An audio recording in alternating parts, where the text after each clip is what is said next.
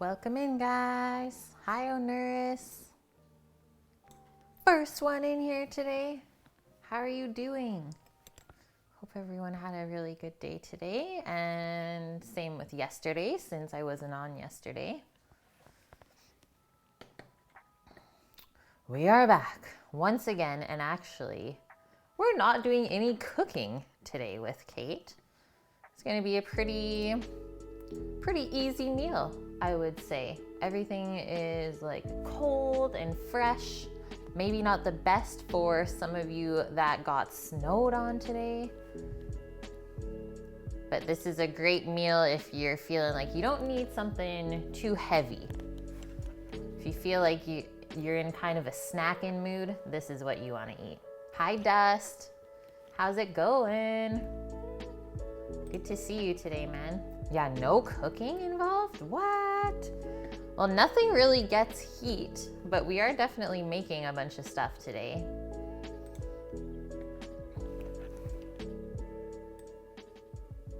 Turn down that music a bit.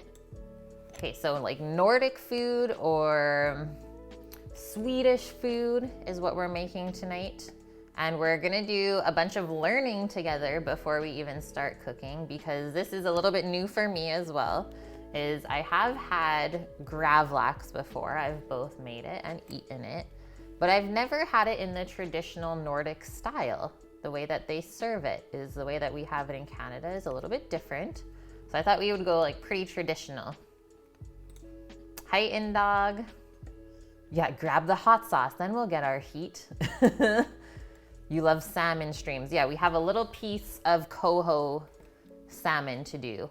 And it was actually cured with aquavit, which is a Swedish liqueur. And I'm very excited to try it, because I don't think I've ever had an aquavit gravlax before. So before we start making anything, let's first, I think, go over the menu.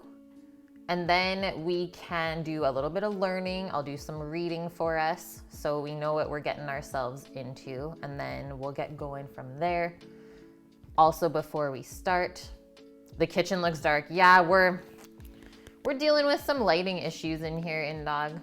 I mean, it looks good for me, but those backlights up there, those are the worst things ever. They don't do much. So for the most part, they'll stay off, because then it just kind of confuses the camera. It's like, I don't know what to focus on. Honestly, guys, as soon as the sun starts going down and it starts getting darker earlier here is when you notice like a huge change in lighting, which was actually probably closer to September. Is I notice it right away. Because in the summertime, I don't have any lights on my streams. Is I just get the natural light from the windows and it is perfect. But as soon as it starts getting cooler and the sun starts setting earlier, that's when we notice the lighting issues. Definitely seasonal, and we're hoping to fix that by investing in some of the Elgato key lights for the stream coming up for next year. So hopefully that'll change it. Hopefully. Okay, before we start anything, I just want to let you guys know that we are still raising money for St. Jude Creative. The campaign is called Cooking for the Kids. We are doing it together with Team Bonin, and our entire goal is 15,000. We might have surpassed that already. I think we might have surpassed that. Let me just see by going to the link. Ho, ho, ho, Annie. Does that mean it snowed? Yeah, Tabatai is nuts.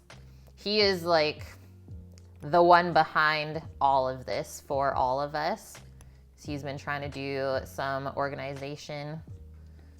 I set our goal a little bit higher. I know my goal originally was $1,000, but you guys crushed that in like 3 days of me streaming. So I thought I would just set it higher. I set the goal to 5,000. Whether we get there or not, I'm still so proud of us surpassing our $1,000 goal within the first 3 days. Thank God, yeah, no snow. Where you used to live, they got 11 inches and 16 Fahrenheit. That's cold. That's chilly.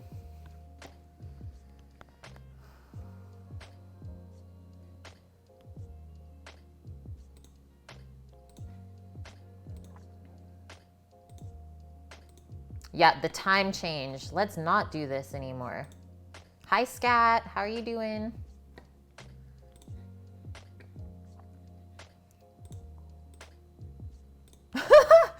He might have been playing Need for Speed. Yeah, a lot of underlighting. It's true. I have like 1, 2, 3 all in front of me and around me, but not much overlighting. I just have one directly above me, which is why I get the shadows under my eyes. But the key light is amazing. Like, I shouldn't need any other light than that. You're at work bored? No. Okay. So a couple things. There's our recipe that I linked for us for the stream today. If you guys want to make gravlax for yourself, honestly, it is so easy. And if you like the texture of cold smoked salmon where it's basically raw, or if you can eat sushi and sashimi, then you definitely should try to make salmon gravlax at home. Very, very simple. All you need is a side of salmon, some salt, sugar, and whatever spices or herbs you want to put into it. Takes about 3 days and then you're good to go. And because this is like an ancient form of preserving food, is it will last a long time. Fatty salmon, yeah. I will take the salmon belly and the tuna belly, please. We'll take all of the things. Yeah, fishing soon. We still have like a really big side of spring salmon to go through. And then it will be time to go out again with Zach. Although it's gonna be much colder this time. Much, much colder. So I am currently looking at a Serious Eats article. It's called The Elements of Great Gravlax, the easiest luxury food you can make at home. Yeah, I'll be fishing for those compliments, Annie.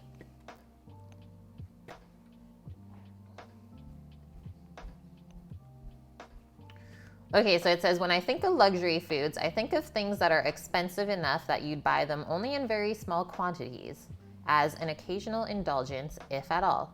White truffles, no thanks. Caviar, let me grab a really small spoon. Cured fish like lox and sable, I'll get 3/4 of a pound of each. Oh wait, that's $17.99 per quarter pound? I'll just get a quarter pound of the lox, thanks. This is what Jay Kenzie says. Or actually, it's a different author, Daniel Gritzer. So yes, buying lox or gravlax, or it's also called gravlax, in the store already done for you, so expensive.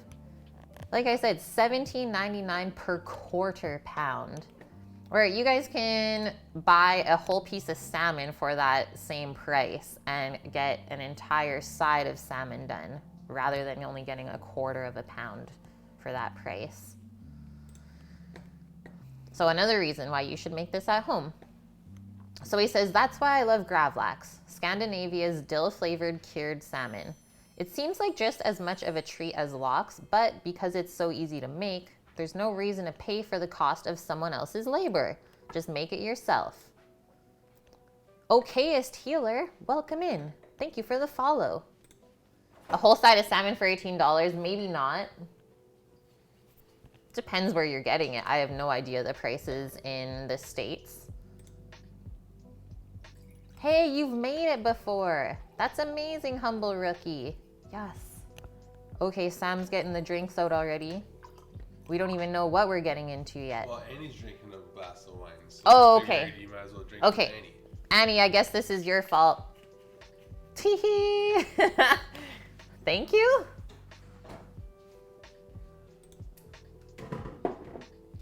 Oh. You have to move over. Okay.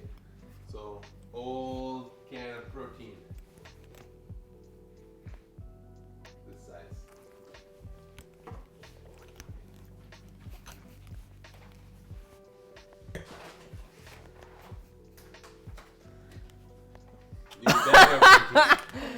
Protein. Hey, Dust, you need some protein, man?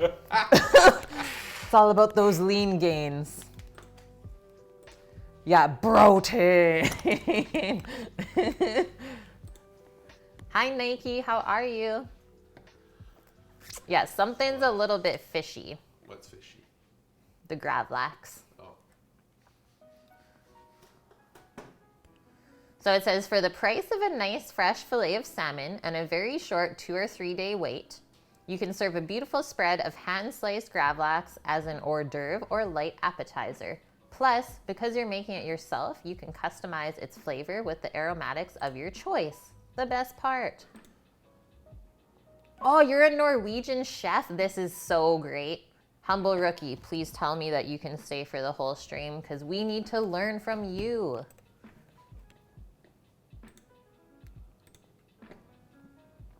And plus, you are not the only Norwegian that watches this stream. That's pretty awesome. Amazing, Nike. How was work today? Scat, you had scallops for lunch. You're getting good at them. Oh, Gordon Ramsay method. Thank you for the follow, Humble Rookie. Where's your other light at? Somewhere over there, I think. Oh, I see it. So the whole process of making gravlax is ridiculously easy, which is cool, because gravlax continues to be one of those dishes that manage to impress people. No joke, the hardest thing about making your own gravlax is slicing it, which you guys will see later. It can be difficult because salmon is quite soft to cut, but I have a little trick that we'll go over a little bit later when it comes to slicing it, and it won't be that difficult.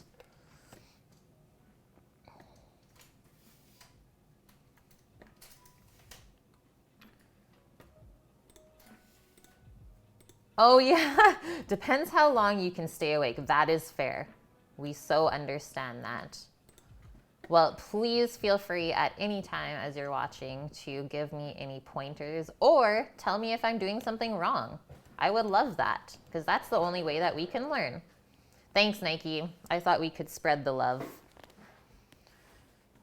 Apparently, the St. Jude Creative charity is actually going until the end of December.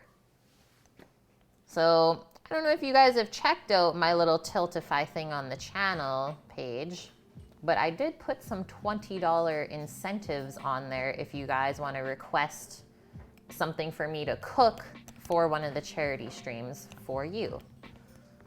So feel free to check those out, guys.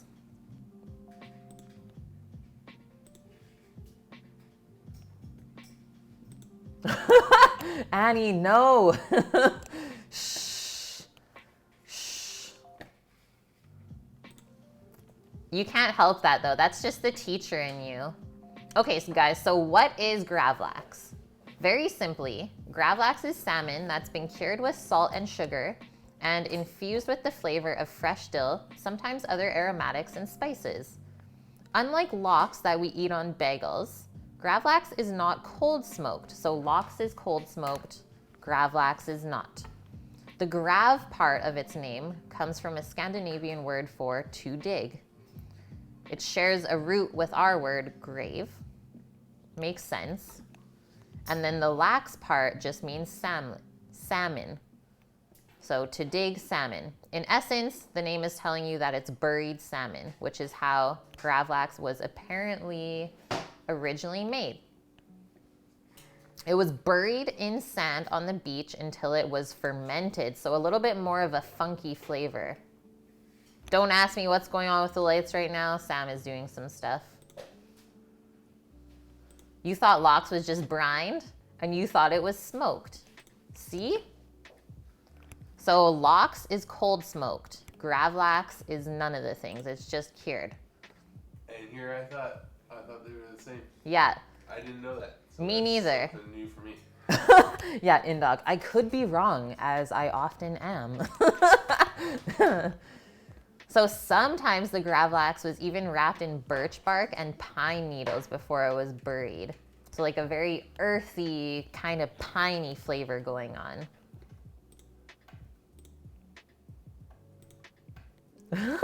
Yeah, Sam getting electrocuted, holy. Have the heavens opened up? Buried. That's bright. Yeah, I know, but get through your shadows. Yeah.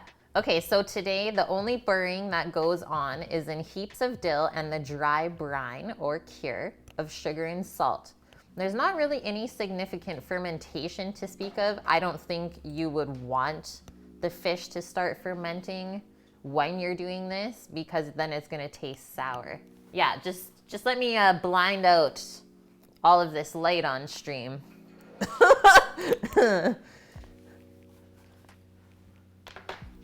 already have the dock running through your jeans. Look at your dad. Yeah. You just gotta wear the shades. The dock.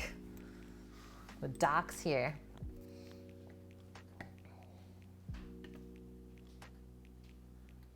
So there are no funky flavors in the gravlax to develop a taste for, just the clean, mildly salty flavor of lightly cured salmon and dill.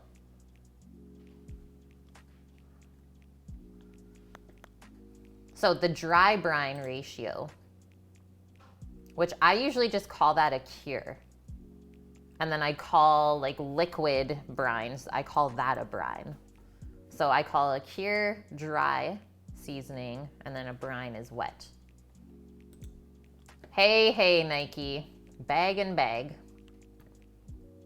Yeah, this is a bag, this is a bag. Yeah, a troll.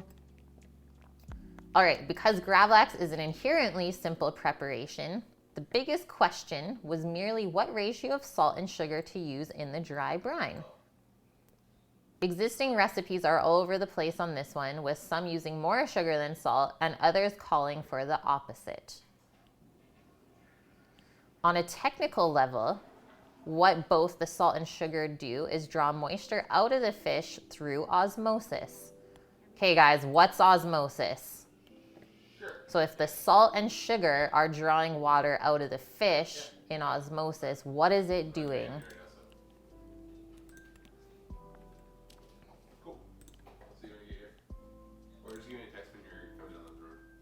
Okay, everyone's too tired to answer.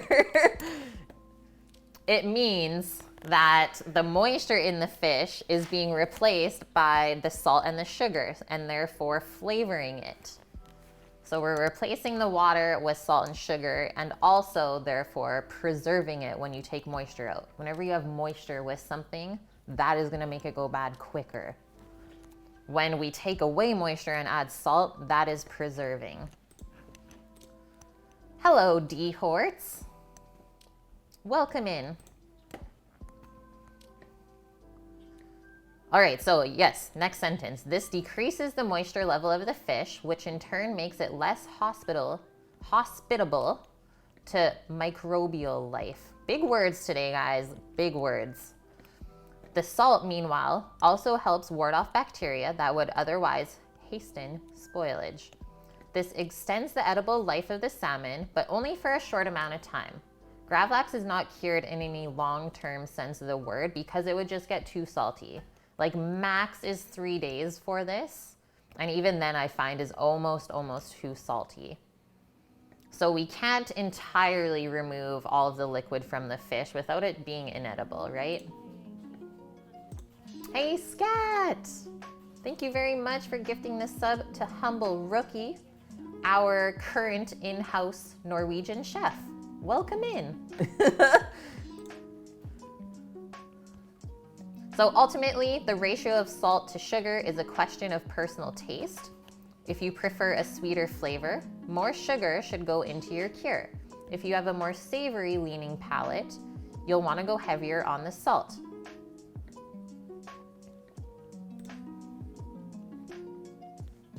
Sam, do you remember the ratio that you used or the recipe that you used for making the gravlax mixture? Or was it just equal? I think it was 1-to-1 for salt. Okay, so we did 1-to-1. 1-to-1 salt and sugar. And so we're going over the gravlax method. We are not doing it together today because like I said, it takes 3 days.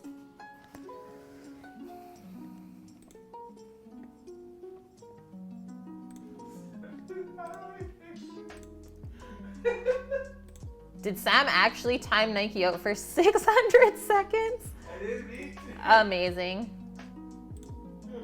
Just put untime out, pretty sure. I don't know how to get. So Humble, you usually do 70 to 75% salt and then only 25% sugar? Yeah, Nike's gonna be so upset right now. Holy. I'm an ice cruncher, so I was excited about all new. Excuse me. Thank you. It has sensitivity relief, so I don't have to give up. You're something else. Advertisements. I'm an ice cruncher, so I was excited about all new. Holy. One more time this ad plays, this is it, guys. Just seeing if there's anything else we need. Okay, perfect. So one more thing. I'm an ice cruncher.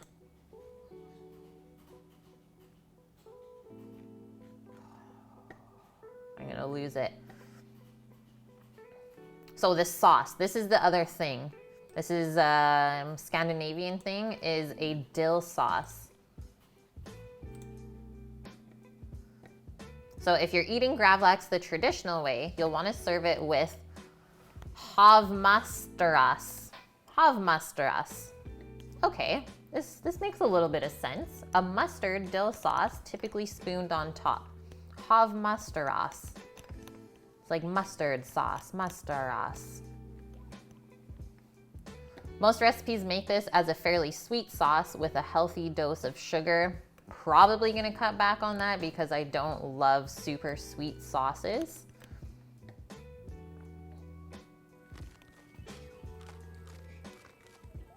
I'm an ice cruncher. Annie, I need an ad block for sure. Colgate Total. It has sensitivity relief. Wow, Sam, you finally got it. So I don't have to give up doing what I love. Aren't we lucky? All new Colgate Total formula. Sammy fixed it. It's like, guys, Does anyone know where Nike went? He just kind of disappeared. Okay, so this dill sauce. So I was kind of on the toilet, and I seen the Nike call himself out for being a troll. Yeah. And then Zach called it. I think I clicked one button. I tried to hit for like 10 seconds, and it's 600 seconds. And then Zach called, and I tried to fix it. And then, Oh no. oh man. Humble, you love the sweeter mustard sauce on a savory gravlax.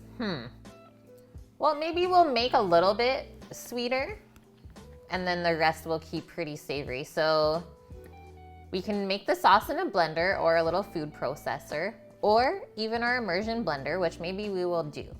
So it's vinegar, chopped dill, mustard, and sugar. And then to emulsify, we drizzle oil in at the end. So very, very simple sauce. I usually lean towards like a dill cream cheese, but that is not traditional. So let's do this today instead, just to try it so that we know. Always good to try something once. Hey Cookie, how are you? Pardon? I'm gonna go check out that piece of wood with Zach. Okay, in the dark? You got flashlights? Yeah, got some of that. Okay. Sammy's leaving us for a bit, guys. It's for the guy.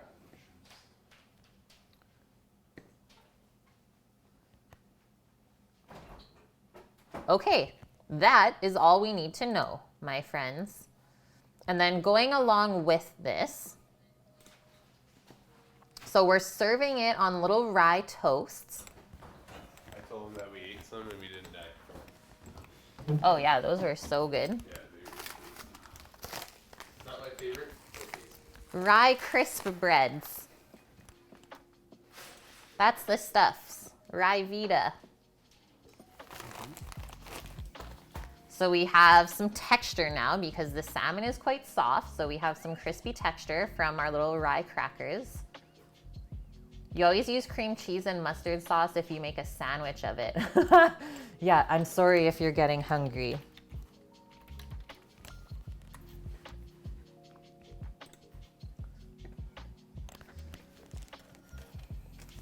Here it is, Annie, the notebook. And it's actually a basically brand new notebook, only one page written out of it. And yes, it is blue to go along with the rest of our stream colors. Thanks, Cookie. Okay, so our gravlax.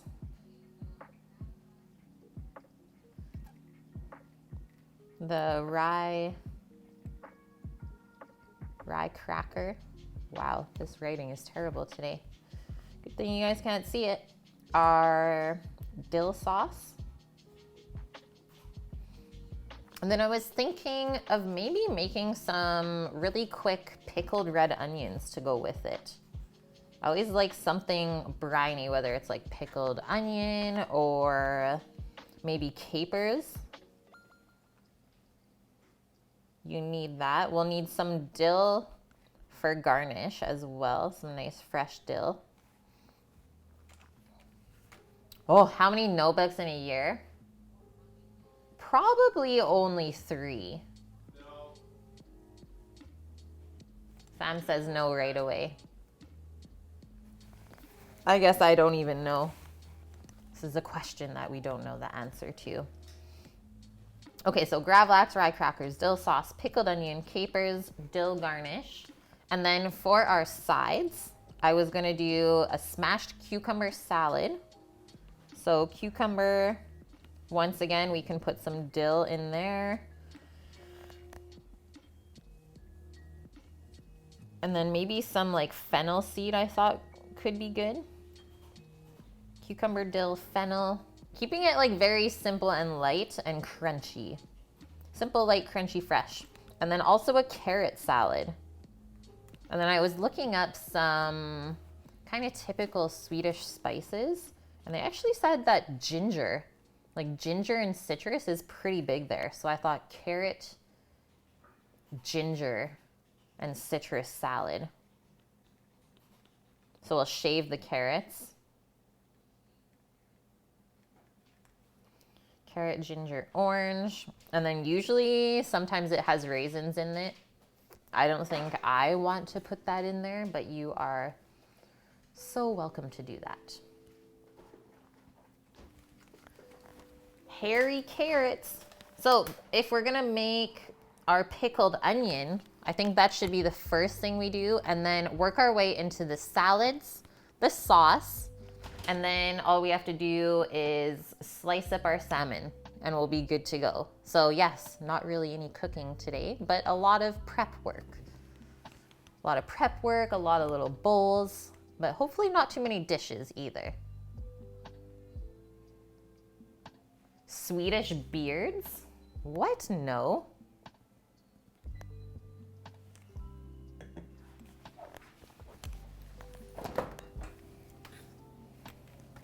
Okay, so I have this half a red onion to pickle. Just taking a gander to see if I have any extra pickling liquid kicking around. But I don't think I have the right type. So we will make our own little brine instead with red wine vinegar and maybe a little bit of white vinegar as well.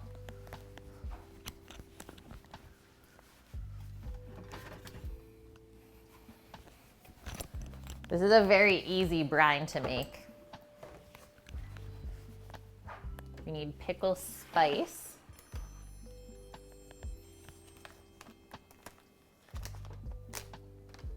Which is hiding somewhere unless Sam used it all.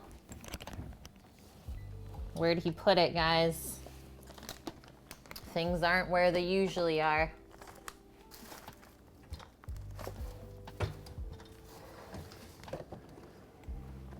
Where did the man put it?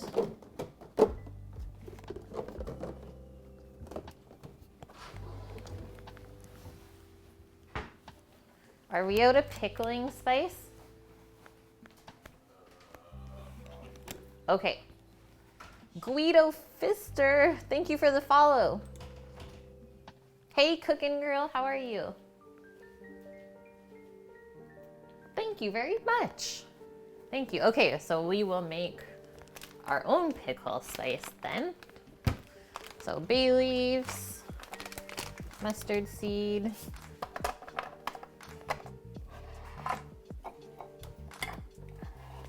bit of fennel seed, do some peppercorns, or just pepper.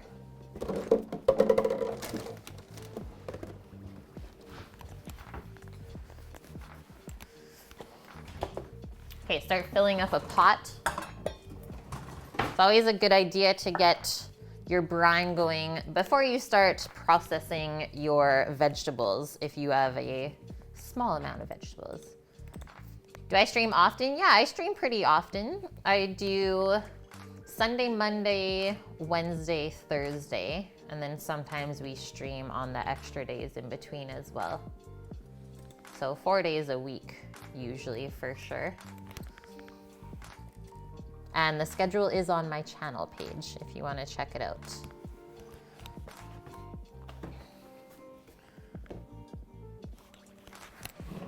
Okay, whenever I make pickle brine, I always like to just kind of eyeball the ingredients that we add. So usually it's about 2 parts vinegar to 1 part water. And then obviously you can add as much or as little salt as you want, depending on how salty you want your pickles. So let me guide you guys along. Let's first start with making our little bit of pickle spice. So some bay leaf.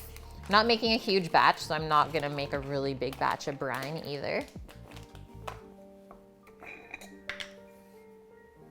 A little bit of fennel seed, and we can keep that out for later because we'll be using that.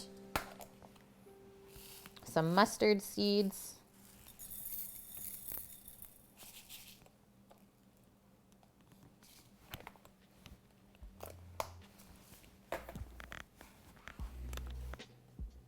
Guys, what else goes in there? Pickle spice.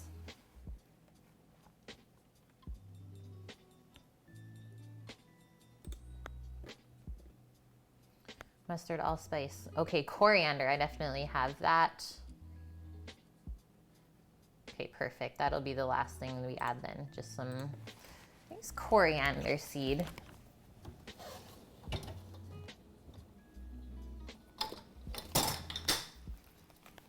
A little pinch. Like that.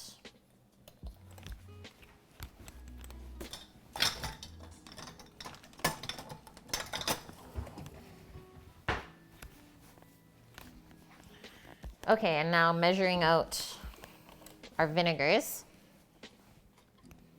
You can definitely still donate for meal requests. So we have like 3 ways of doing it now, Annie, is we have, if you guys don't want to spend money, we have the channel points for meal request. If you do want to spend money, you can donate X amount or give biddies for maybe some ingredients that you want me to use on stream. Or right now, because of the St. Jude Creative charity going on, is I also put an option in there if you want to give to the charity instead of me. So a $20 option if you want to request a meal through there. And then all of the money will go to the charity. So up to you. We have all of the options. And then usually I'm pretty nice if you're like, can you cook this without donating anything? Usually I try and sneak that in too, because I love all you guys. So let's do half a cup of red wine vinegar. It is challenging, yep. Now I gave you all of the options.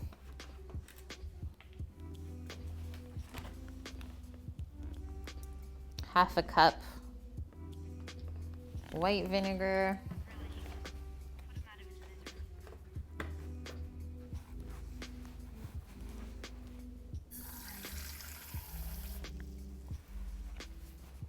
Half a cup of water.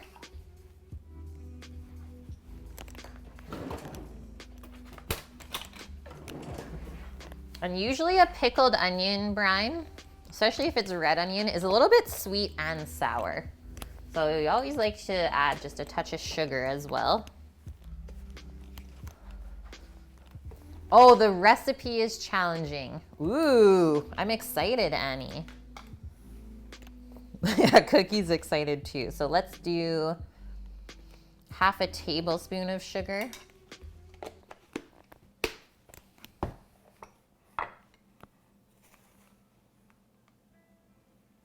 And a tablespoon of salt.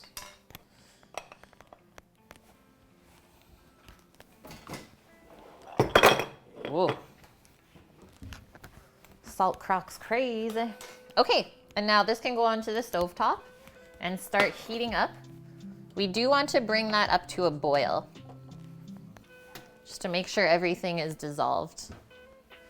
And then while we wait, that's when we can slice up our onion. Dun, dun, dun, dun.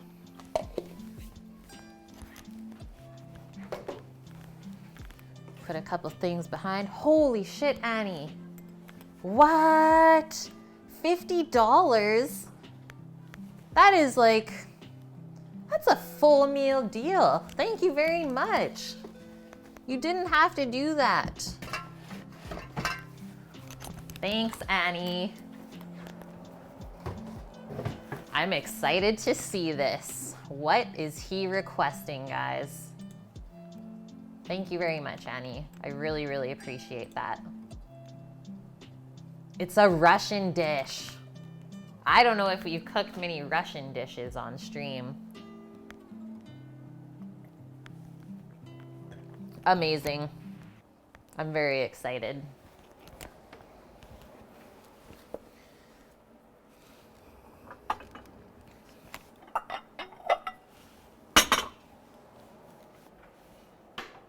Okay, while we wait for our brine to come up, we can slice our onion. Pierogies, pilmeni. Hi, vegan gelato. Pierogies are Polish. Oh, you sent it on Discord. Let's see. Whoa. That looks amazing. So fancy. Let's do this. Kulebiaka. Kulebiaka? I might be saying it wrong. Probably. Yeah, dumplings? Yeah, guys, you know I love to cook all sorts of stuff on here. So if you have a dish where you're like, I want to make this, but I'm scared to, just leave it up to me. Just watch me fail at it and you'll be fine. It looks really cool, hey? Okay, I need to switch this out. I'm using the mandolin to slice the onions so that they're all very consistent, and that way we have a perfect pickle on them. You don't want some thicker pieces and some thinner pieces. You want everything to be the same.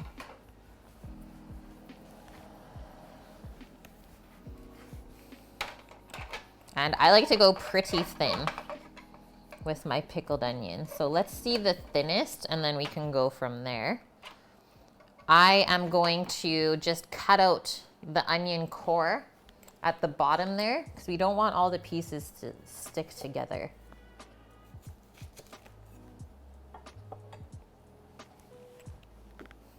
Then we have that. Now we can start going on the mandolin. Pro Gourmet, thank you for the host and the raid. Welcome in, guys. How was your stream? What did you make?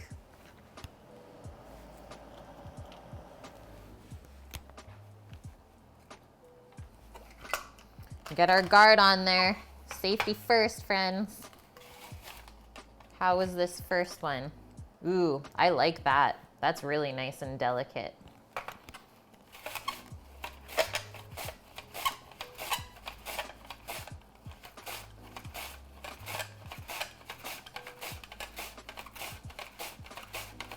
Okay, maybe I lied. We did do a little bit of cooking.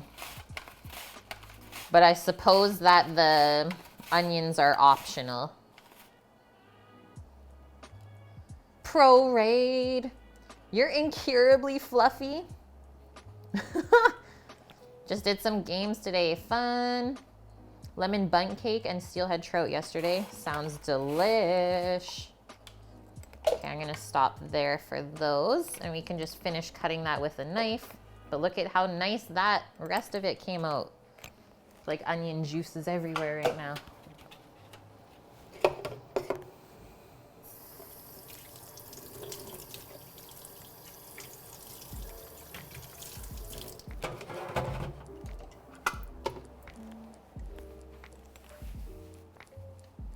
Do I have a brand of knives I prefer? I mean, my main knife that I use is a Shun. And I think I prefer that. I also have a Henkel, which I don't completely love just because of the handle, I suppose. But I do like the Japanese knives.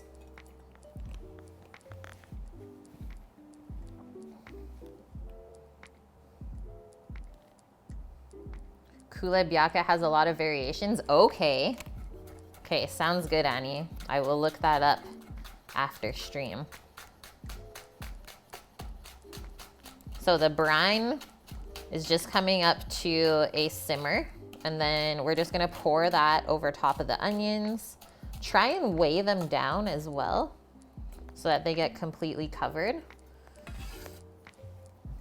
And yes, this is making me cry a little bit.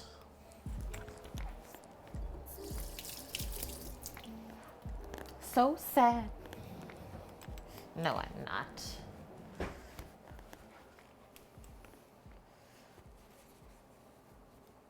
You have a Wusthof. Ooh, yeah, I've used a couple globals from like some coworkers. I don't mind them. I don't mind the globals. And yeah, I've never tried a Wusthof.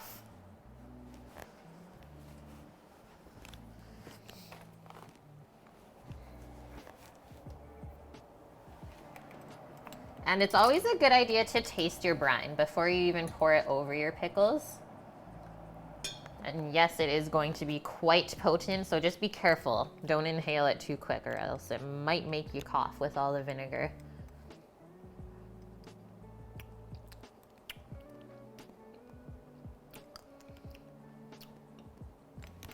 I think that's gonna be really good.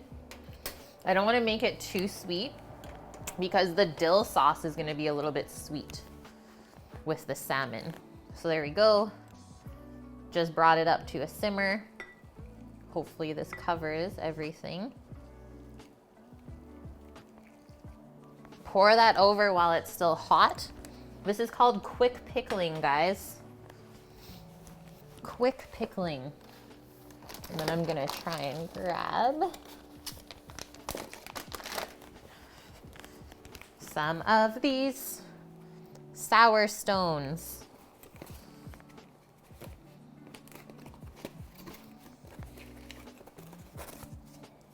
Okay, I only have one,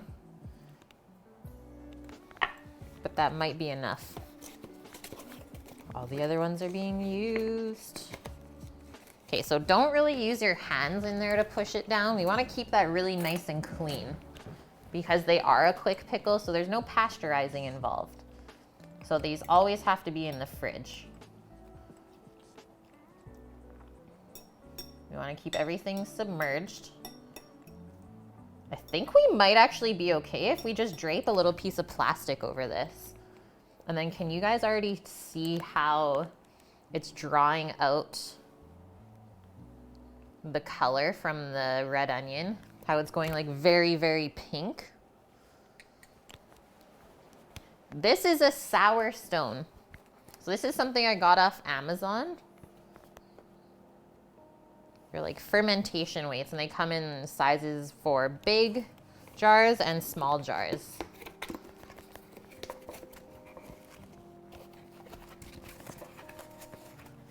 Nike, amazing, you're cooking Thanksgiving? Cheesy corn bake. Oh, yeah. You're responsible for the turkey and that's it. That is awesome, Cookie. How'd you get away with that one?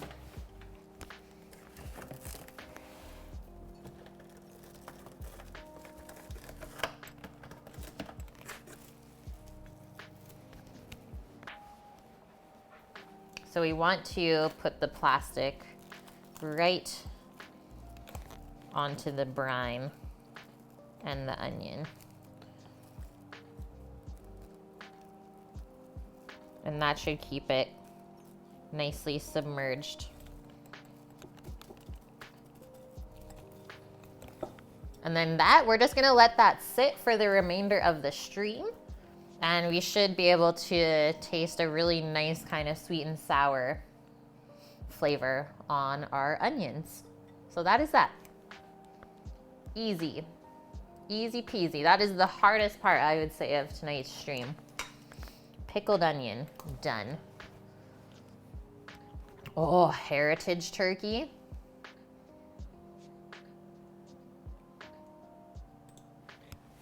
They are pricey, yeah. Either that or just get like a nice young turkey. That works too. All right, cucumbers.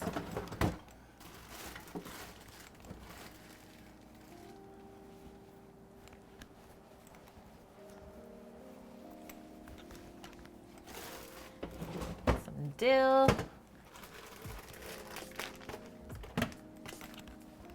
Delicious.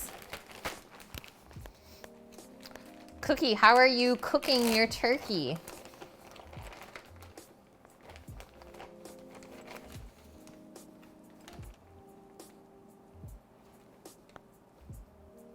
Should be enough dill. Hey guys.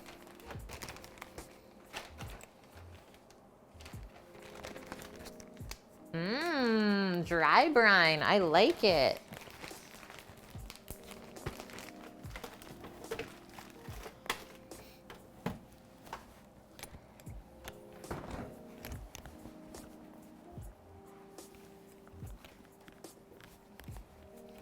Has anyone ever made a smashed cucumber salad? It's kind of new for me. What do we smash it with? Oh, I might have a mallet somewhere. Let's do half of this. Make a good amount of salad so Sammy and I can have leftovers.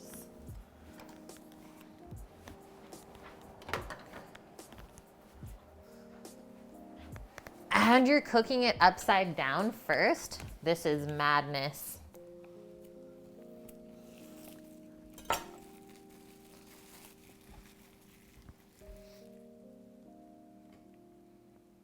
You know what the key is for getting really nice crispy poultry skin is actually letting the bird dry out in your fridge before you roast it. So Cookie, for your instance, you would have to probably cure it like 3 days before, rinse your cure off, and then just put it back in the fridge uncovered. And then when the skin gets really tacky and dry, that's how you get really crispy skin, is drying it out on the outside first. Ooh, Annie, what were you doing? Your cooking wisdom. Okay, let me see this smashed cucumber salad. Sam's being a butthead and shining flashlights through the windows. This is nothing new though, guys. Nothing new. The look says it all, chat. The look says it all. Yeah, exactly, Nike. Okay, using a meat mallet or a rolling pin. Okay, so I'm gonna say for these cucumbers, we're gonna need a Ziploc bag. We'll cut them into maybe some bigger chunks and then try and smash them up that way.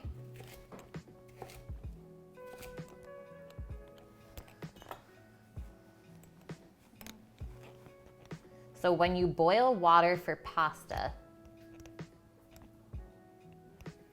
oh, that should for sure help, Cookie, for sure.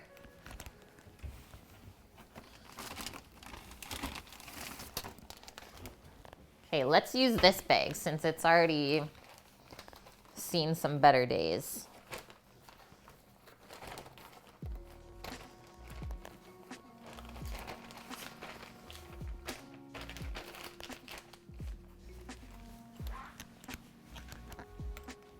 Okay, rolling pin. Where's my meat mallet? Oh, ho, ho. Ho, ho, ho. Got some weapons here today on stream, guys. I'm gonna use the not rough edge. I'm just gonna go with the flat edge and see what's what. Yeah, I am knife window shopping because science. Okay, so when you boil water for pasta and you finish cooking the pasta, you usually drain it in the sink. If you just pour the water directly in the sink, you can scald your hands. Instead, pour 1/3 in the sink and let the steam rise.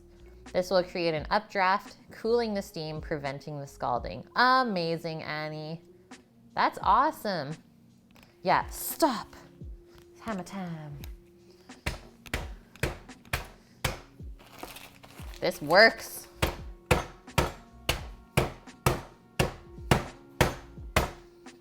So if you've had a really rough day at work, just go home and make some smashed cucumber salad.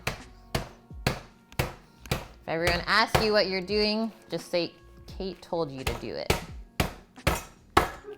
So ideally we want to smash this into like bite-sized pieces.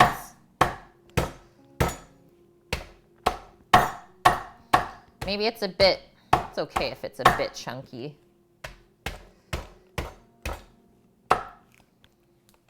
You even flew out the front. Watch out.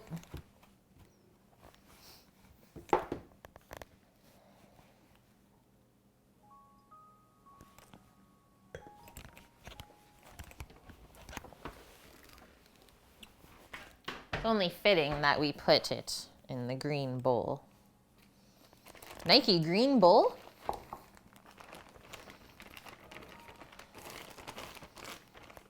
So obviously this is releasing a little bit of juices and stuff from the cucumber. This is my first time doing this, but I've seen it a lot this year, different spots. I've always wanted to try it.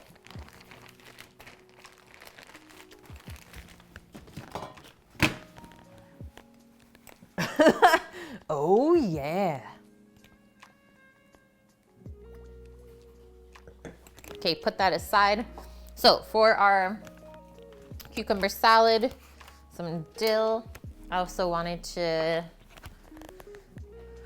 mortar and pestle up a little bit of fennel seed. Yeah. So some fennel, cucumber, and dill going in this salad. 35 inches wide at the widest, and they start to taper off to about 30 inches. So you only lose about 5 inches all the way down. And they're 12 to 14 feet long. So whatever we don't use, we just cut up ourselves, and we'll have for smoking. Yeah.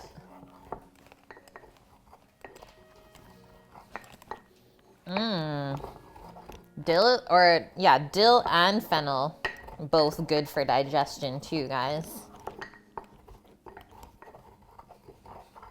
So these cucumbers should really just clear you out. I want to grind this pretty fine.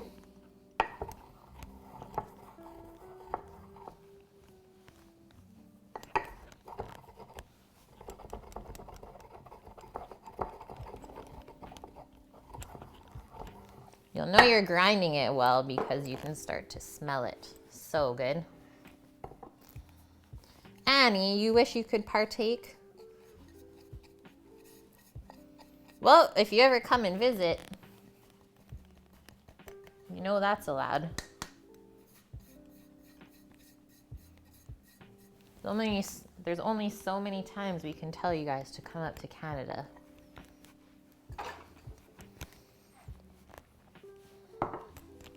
Now we can pick some dill. I think. And good wine. Yeah, and good wine. Effective happiness up It's here. true. I'm gonna save this one. It's really nice and like small dill fronds. That's gonna be our garnished dill. Just got your passport, Scat. Yes, you're the first one then.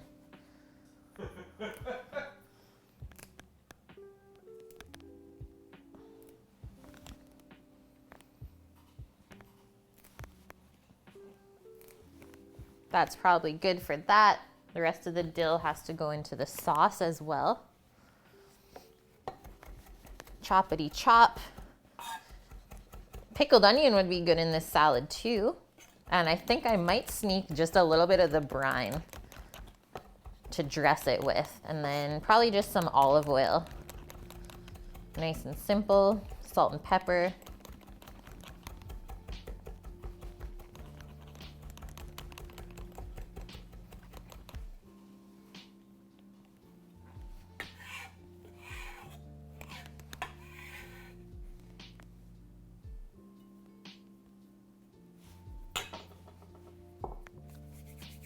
There we go. Check out the onions now. Look how pink they got. That is like one of my favorite parts about making pickled red onions. They go so fluorescent or neon.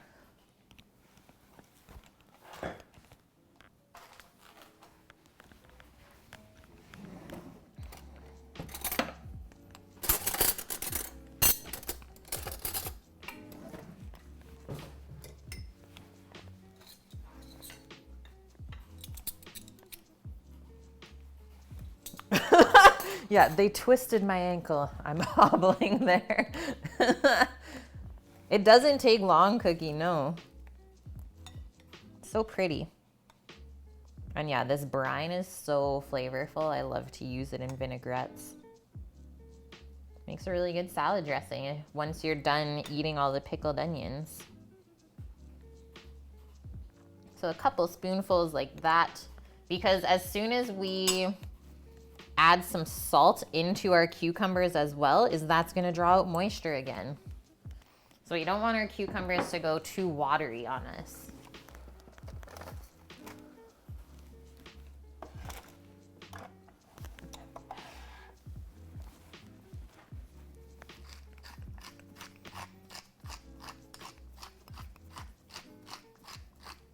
The salad bar swapped out the red onion for red cabbage. Almost tricks you every time, but it doesn't.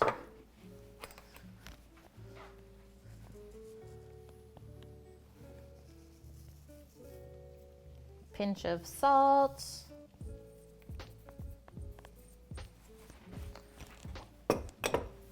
And then just our olive oil.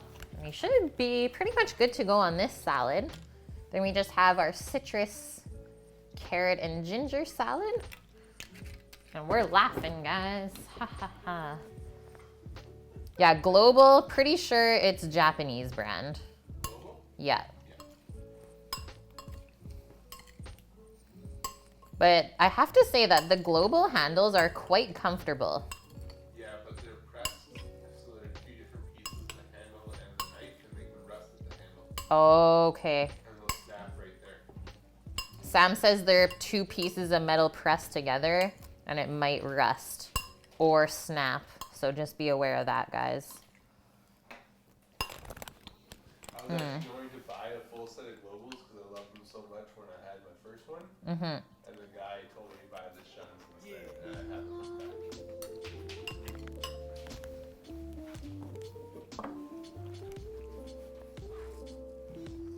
More salt and then we're good. Yeah, where's Buff? Oh, I think he's in Hawaii. I think you'd be so happy with the shun.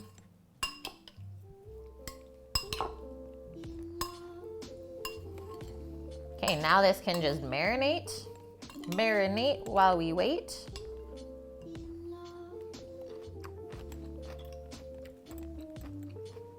Loving the fennel in there.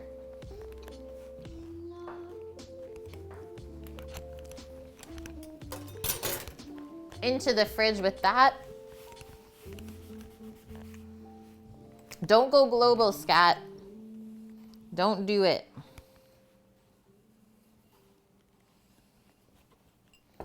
We're going global.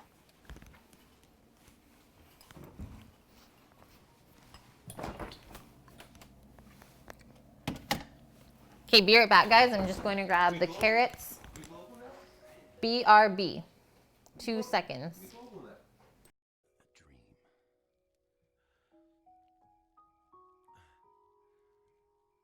It was the first time. First. That I was really scared. Shook with fear. If one thing, one atom had given way, then I would be gone.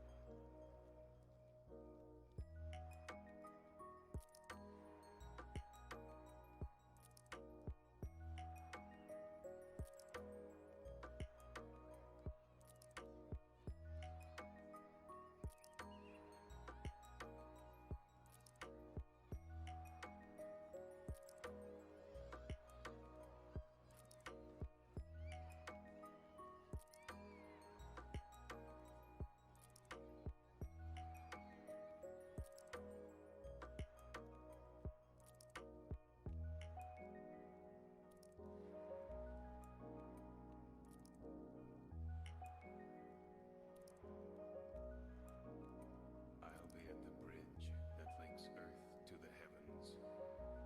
You can stay here alone and watch what happens to this purgatory.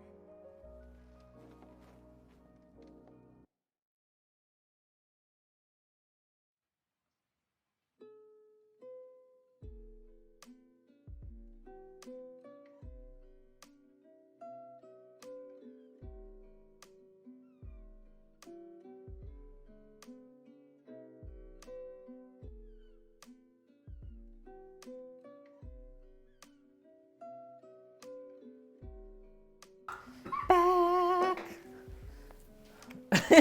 Yeah, everyone's going global. I mean local.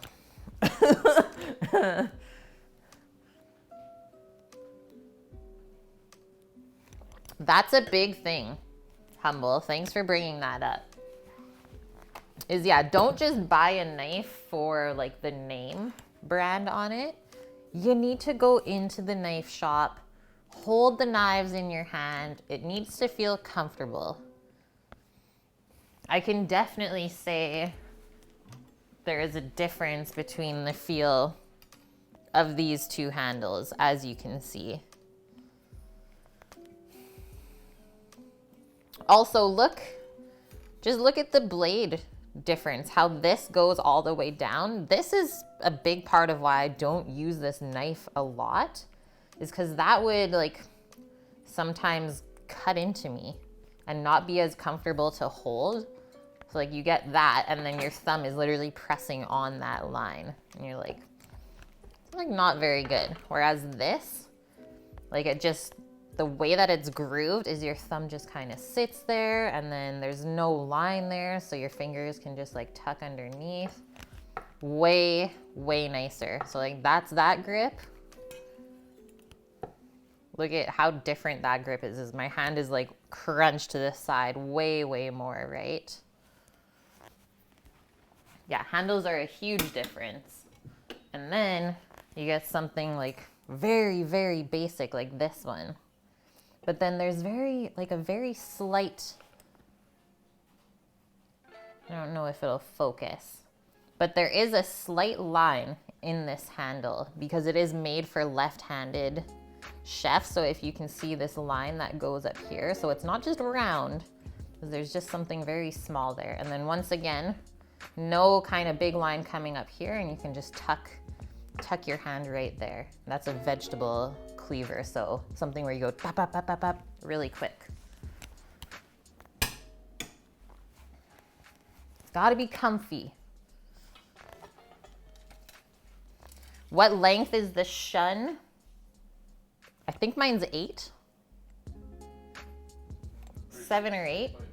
Or 6.5. Yeah, the heel of that other knife is like my least favorite thing ever. Also, the blade of the handle is very thick compared to most Japanese blades are very thin. Okay, let's peel up these carrots and get this salad going.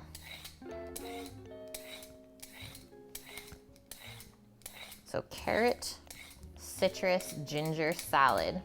Thought that would pair quite nicely with all of the other flavors and components going on in this meal. It's not really a dish. It's not a composed dish. It's definitely more of a meal. And it's a meal that you would eat with your hands, I would say. It's fun. Finger foods.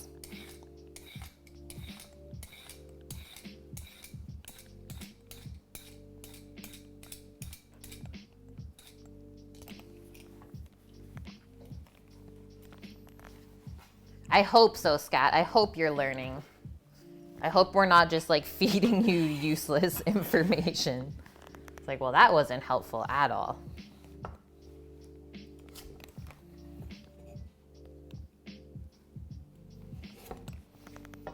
And now, how do we want to cut these carrots? Might go back to the mandolin and just maybe shave them. Yeah, the dimples in the metal match the dimples in your cheeks.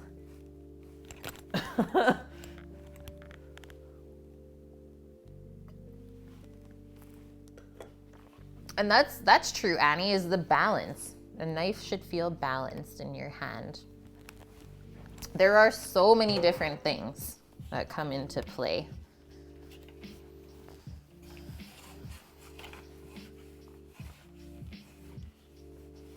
All I can say is that I'm so happy that when I went to culinary school is you had to obviously buy your like knife kit and a little tool kit with a bunch of utensils and stuff to use. Is they had the pre-done knife kits with the different brands. There was like Victorinox, Wusthof, etc. Nothing really Japanese though. And so when I was getting ready to go to culinary school, I was like, I don't know if I want to buy a complete kit from one single brand. So I was one of the only people that went out and bought all different knives from different brands, and I'm really happy I did that. Because some brands have better knives for the job than others. Hey Trauma, how are you? Welcome in. Just getting my glove on. One glove to rule them all. This is my cut resistant glove from the mandolin.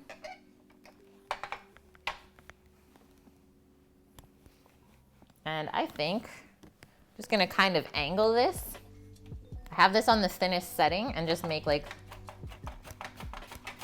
little rings of carrots.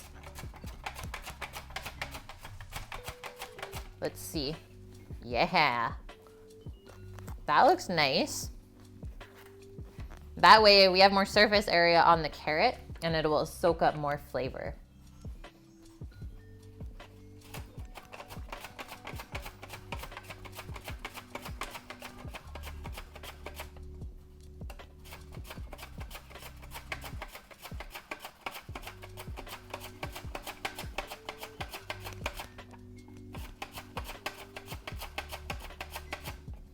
Okay, so after we're done the carrot salad, we get to make our dill sauce. And then I think we're ready to slice up the salmon. Yummy.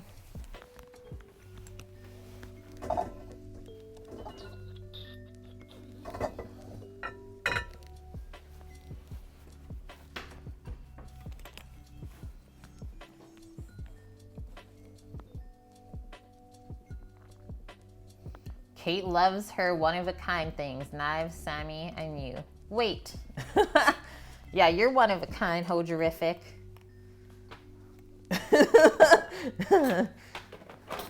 Just checking to see if Sam's paying attention.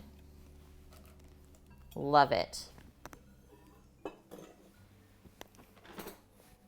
That's how you feel in the dispensary. These are the longest carrots ever. The fact that they got these carrots out of the dirt without them breaking, that is something else, let me tell you.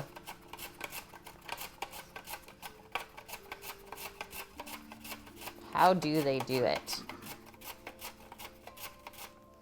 You bought the knife set from Victorinox when you went to culinary school. You regret it. Was only the pastry knife and the filleting knife that you still like. Me too. So I did a Victorinox bread knife or serrated knife, also the scimitar and the boning knife.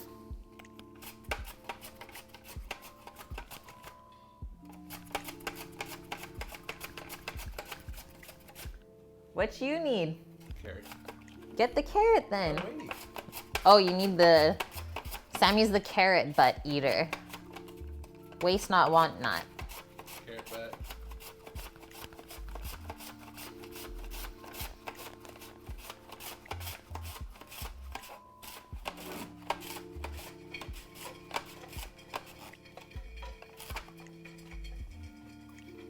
There's some pretty big pieces in here.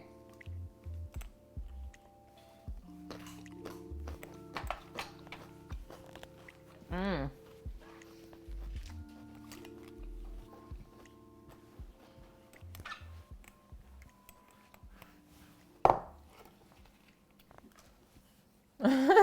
Wascally wabbit whammy.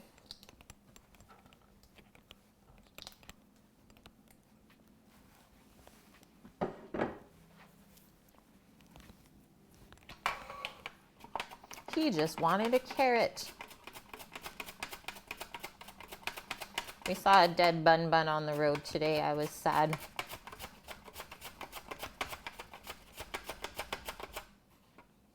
Anyone else see like roadkill and then just be like, R.I.P. R.I.P. Bun. Oh my gosh, you actually are testing my memory, Annie. First meal that you ever requested from me? We're going back like 2 years. Almost. Oh! I know what it is. What? Sam knows what it is. It was expensive. Was it bouillabaisse?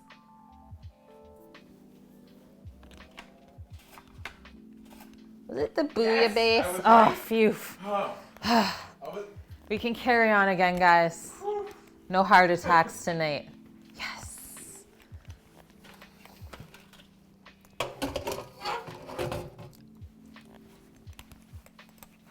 This is why you do drugs, kids. No, it's not. your aunt bought it for you too, and I wasn't sure if Annie did it as well. Yeah. Your aunt asked you to make bouillabaisse for her as well another time. Yeah. Twice. Hey, Torino, how are you, man? Oh, by the way, speaking of heart attacks, Zach's grandpa, the one you went fishing with, had a heart attack. Everything was fine. It didn't really affect him at all. Just he had one.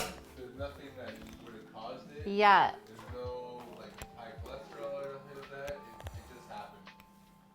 No. He'll be out of the hospital tomorrow night, but he was already feeling better the same day at nighttime. He's a legend, that guy. So he'll be ready in time to fish winter springs with everybody. Phew, guys.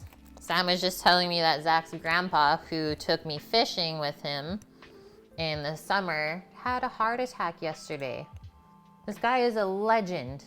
Legend fisherman. He's been fishing for like 50 years plus. He's okay though. And he'll be ready to go fishing with me in like a month. Scary, yeah. Yeah, there was nothing that even caused it. Okay, so yes, Cookie, that VOD is still online. If you so desire watching Cook with Kate meme streams or mime streams.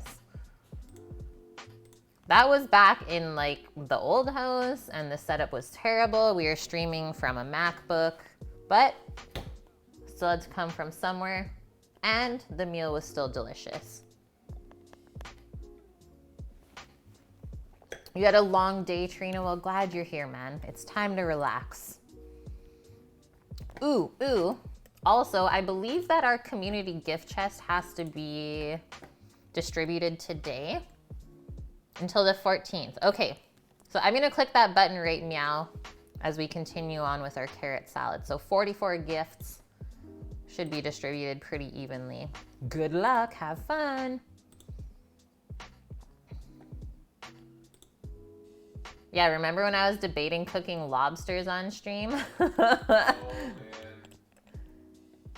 Hey, we did get another donation. You guys are sneakers. Sneakers, even though I did put my alert to go longer. Are your speakers on right now? They are. Can you hear the music? Mm-hmm. Dust. Thank you very much for the donation. Also Annie on your actual page. Yep, I saw that one. Okay. She's already given me the recipe for it. Thanks, Dust. So there's a star beside it. So I'm guessing that you requested a meal then. Is that what you did for the $20? Because no one has a star beside their name otherwise.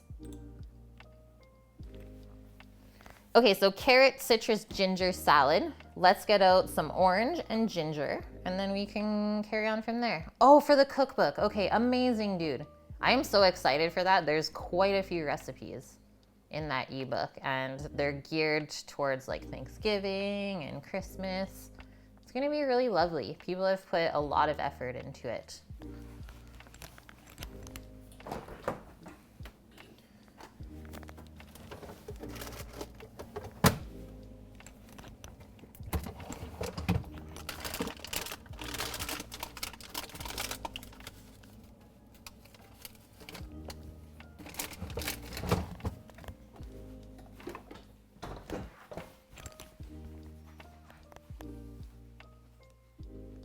I think it's a good one as well, 100%.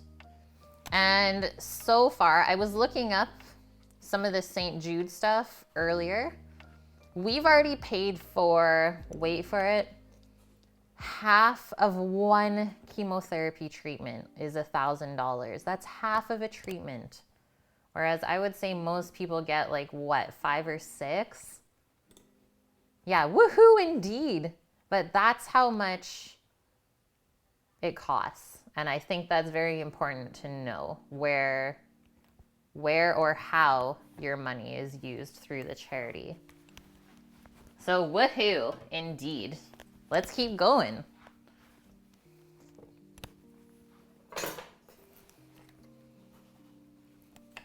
Okay, peeling our ginger. I'm gonna microplane it so it's really nice and fine. And this way we won't get any of the weird ginger hairs either. Just the pulp and the juice.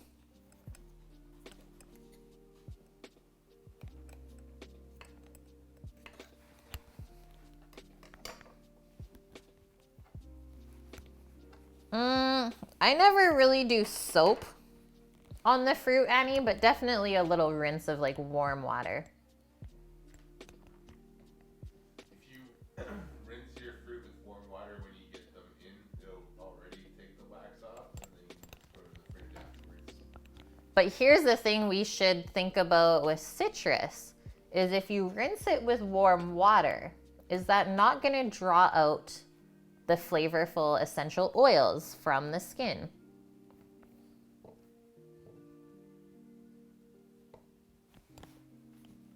He said if you wash the fruit right when you get it home from the store, because most fruit is not in the fridge, the wax should come right off.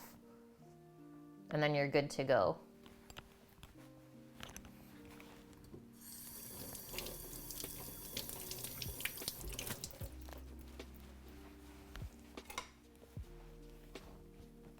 You wish Twitch worked with other children's charities. What one do you have in mind, Trauma? I think Tiltify works with a lot of different charities. This is just my first one. This is the beginning, guys.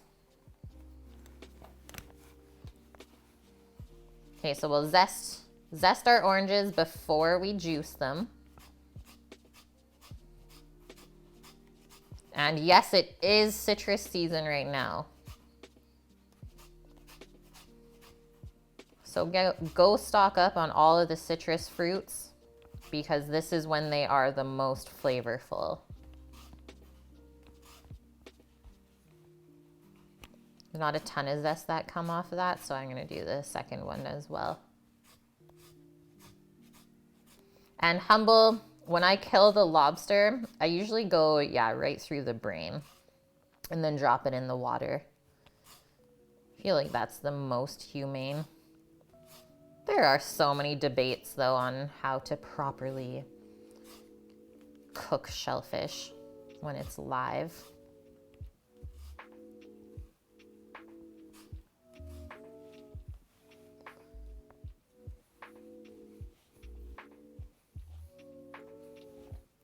You're a partner with Extra Life. How come anyone but St. Jude?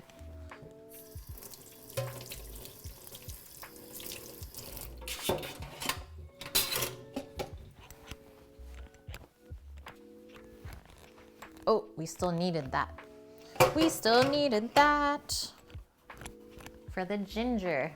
So our citrus zest is in there. Oh, they spam your snail mail constantly? Dang. Well, sorry about that. Oh no! Well, if you want to message me about it, Trauma, feel free, because I am intrigued by this. And like I said, this is my first time doing something like this, so maybe I don't know all the things that you know.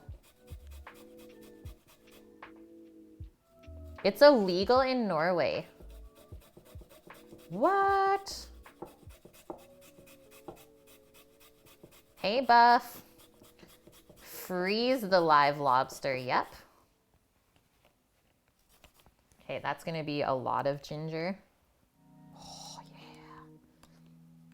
Good palate cleansing salads to go along with our rich, fatty salmon.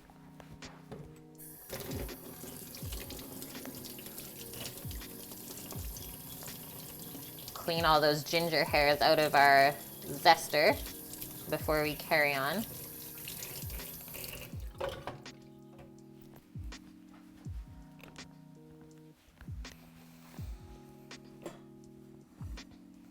It's illegal to kill a lobster with a knife in Norway.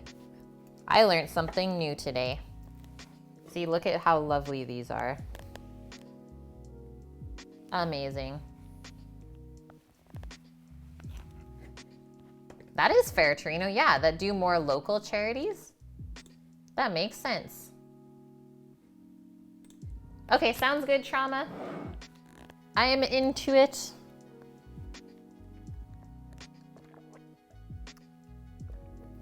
Yeah, if you hit the right spot, the knife should be pretty humane as well. That's what I thought.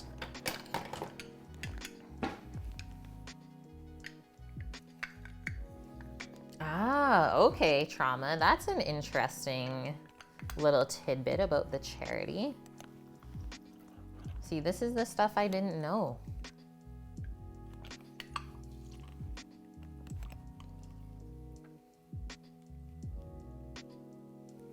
Switzerland banned boiling live lobster. I'm gonna double this up, I think.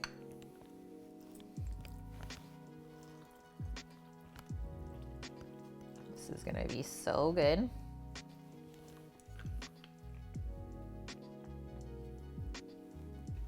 A can opener and a bowl.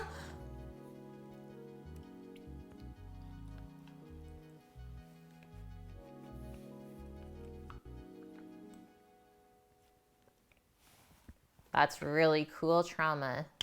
Yeah, misinformation is not the same as lying.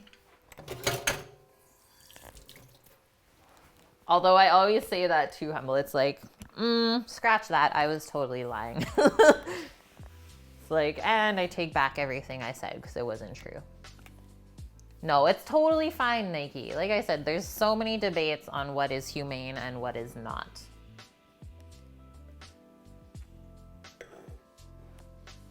Yeah, Buff, Scat needs help with knives. Okay. So we have our ginger, citrus zest and juice, and some carrots. I'm gonna add some salt to this.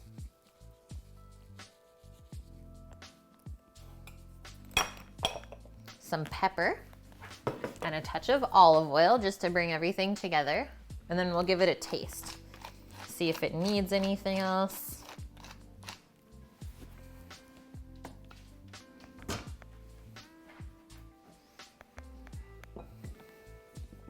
Oh, that's true, Buff. Yeah, lying means that you knew it and intentionally said the wrong thing. I am a terrible liar. Even when I say I'm lying, I wasn't lying then.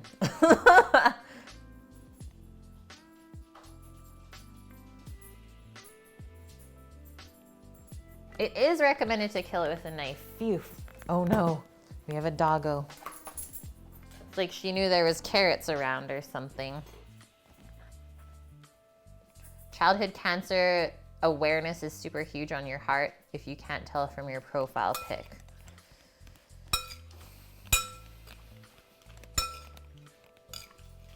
Yeah, cancer, in my opinion, is the worst.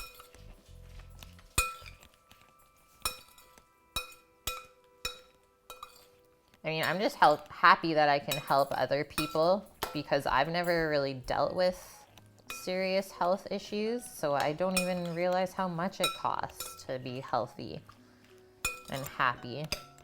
So if we can help other people as well, that's the whole point of this.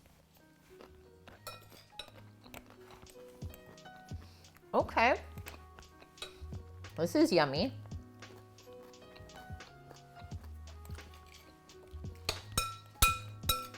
I think I'm really happy with that. It's like got a little kick of ginger. Definitely like a really nice kind of sweet citrus flavor. And the salt and pepper is just perfect.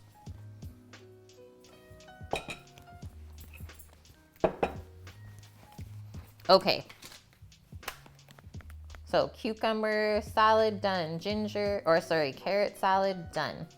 So pickled onion, we have our dill garnish. So our dill sauce is up next. We are nearing the end of our prep, guys.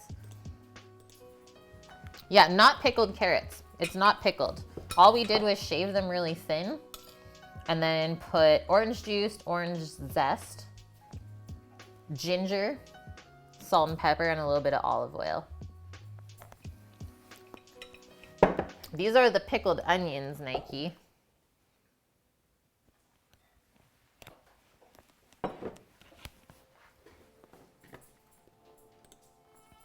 Do you hear about some of the advances they have made lately? They think they have a cure for 90% of cystic fibrosis treatments. The only problem is the cost of the medication, right?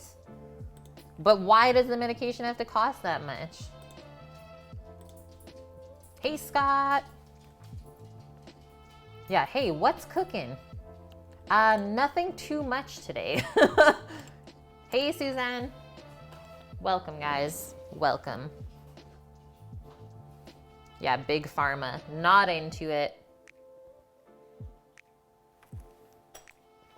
Yes, thank you for saying that, Buff. Yeah, the handle is more important than the blade.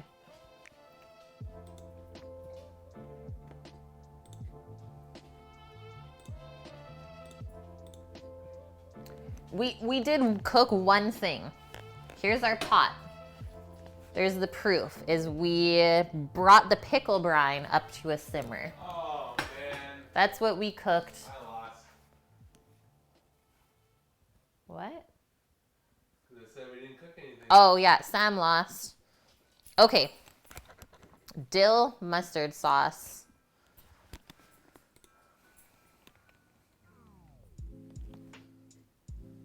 Okay, white vinegar. Here's our dill. Dijon mustard, sugar, oil, pepper.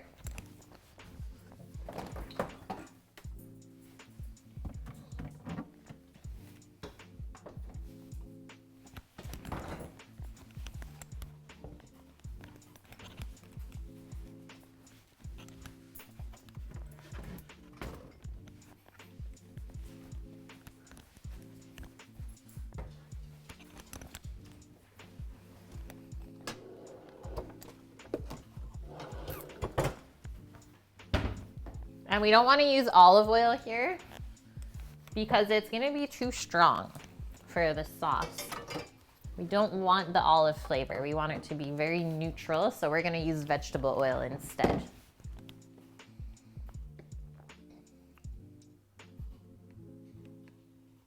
I'm going to go not too heavy on the mustard either, just because I know Sam doesn't love mustard.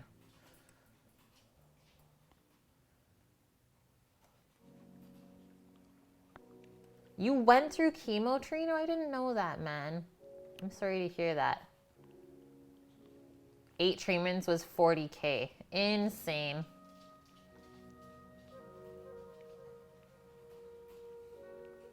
Yeah, Sammy has not been playing Fortnite in a long time, Vegan Gelato. He's like all over the place with his games.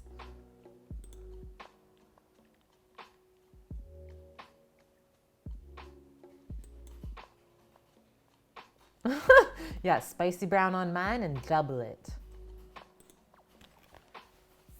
That's so good, Annie. Yeah, he's all grown up. Okay, so it says to do this with a blender of sorts. Because my blender container is pretty big, I think we'll go with our handheld immersion blender for now.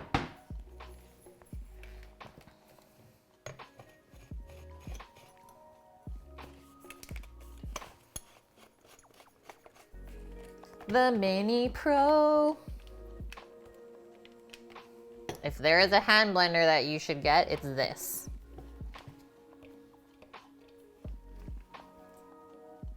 It is that. Okay, I'm gonna put these carrots in the fridge. I want them to stay nice and crunchy and crisp.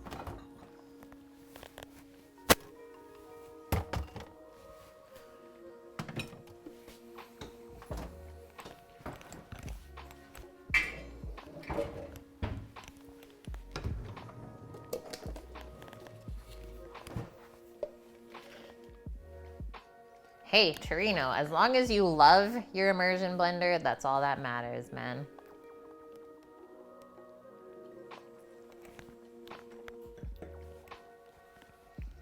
It is pretty powerful, Scott. Yeah, it is definitely like industrial kitchen grade. And that's why I got it, because I knew it would never crap out on me. So what we need for our dill sauce: 3 tablespoons of white vinegar, our chopped dill.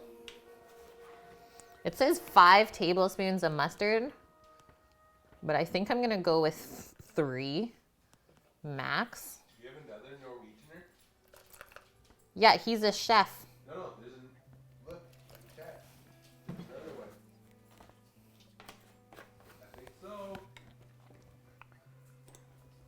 Oh, what? Who, Lidl? Yeah. Yeah, Lidl's not new.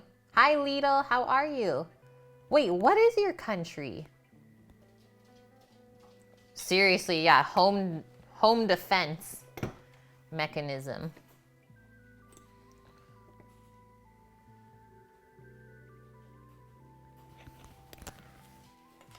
Okay, 1 tablespoon of sugar. I'm gonna go a little bit less than that.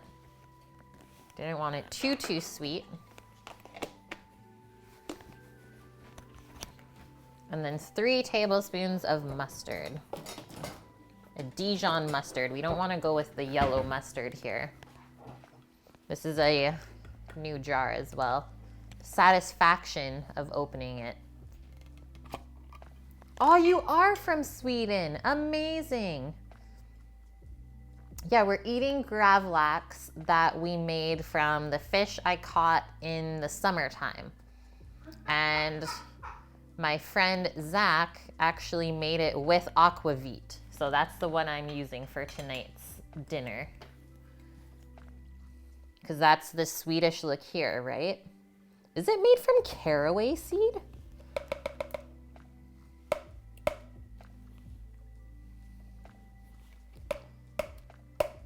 Holy, that's a lot of mustard. Sam's terrified. It's okay, there's oil. There's oil still going in. Oh, man. Yeah, a Swede. We got a Sweden.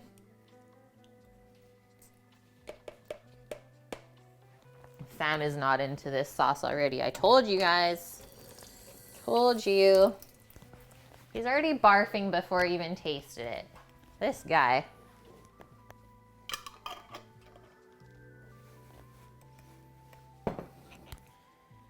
Okay, our dill. We don't have to pre-chop the dill.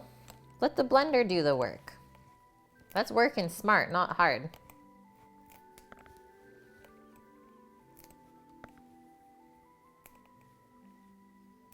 Oh, Kraft mayo. I don't even know what that is, to be honest. It's Hellman's or nothing.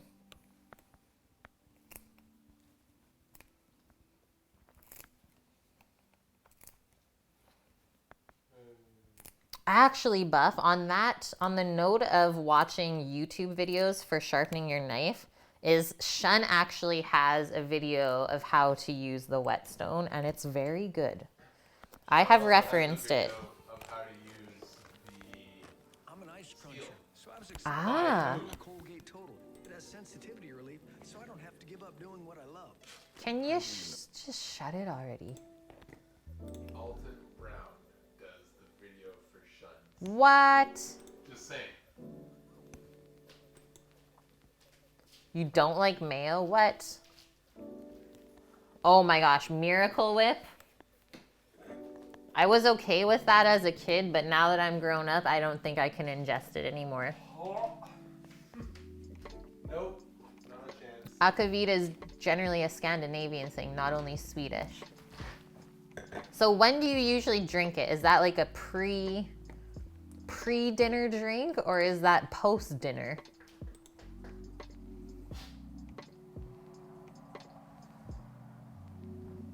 Seriously, guys, if your knives are dull and it's taking you forever to prep your food, take it to a knife person. It's like $30 to get 6 knives done. It's so inexpensive. Or yeah, you can practice with the older ones. That's a good way to do it.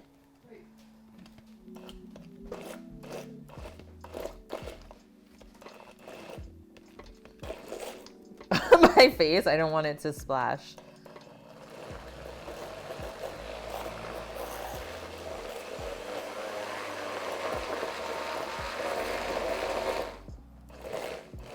That's the lowest setting.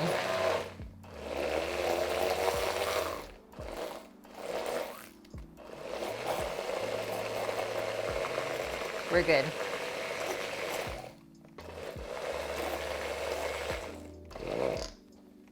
Ooh, fancy. Oh, really fatty. I thought you said fancy.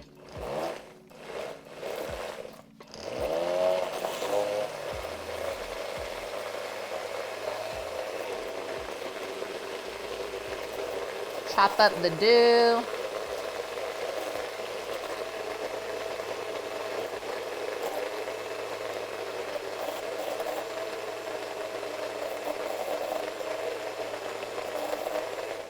Okay, now we need a Sammy.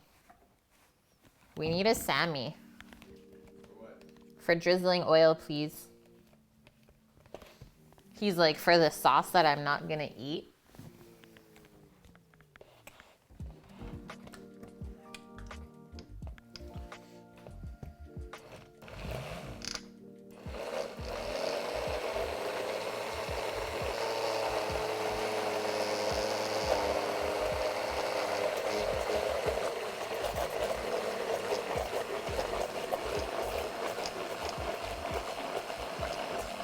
Good. Thank you. So slowly drizzling the oil in until it thickens. And now we can properly blitz up the dill. I feel like this might need just a touch of lemon juice, but we'll see. Lemon, salmon, makes sense. Was Sammy making a bad mustard face? He's bad.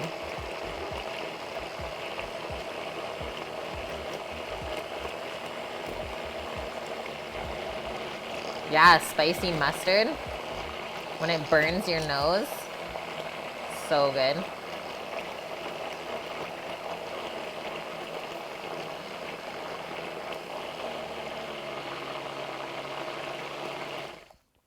think we're good.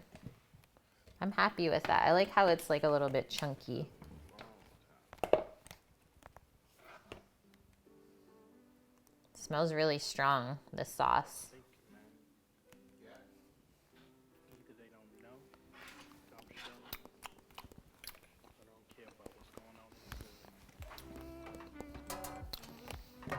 I think I want some lemon in there.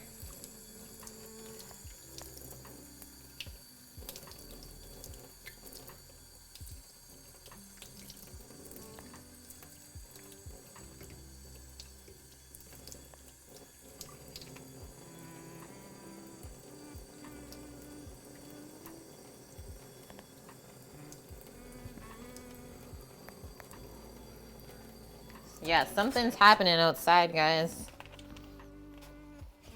So many sirens.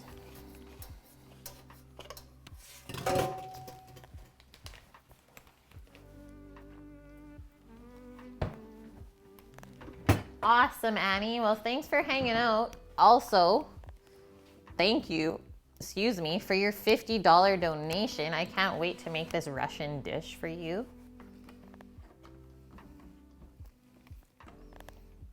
Okay, have fun grading those tests. Have another glass of wine if you need. If you need.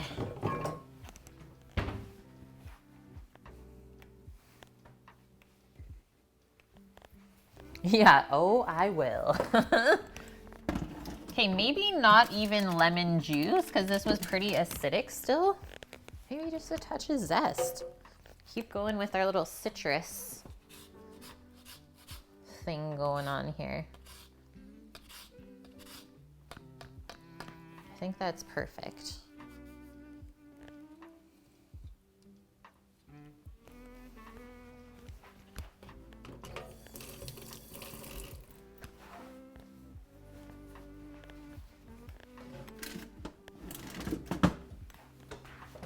Okay, I'll give that one more stir and then we'll try it.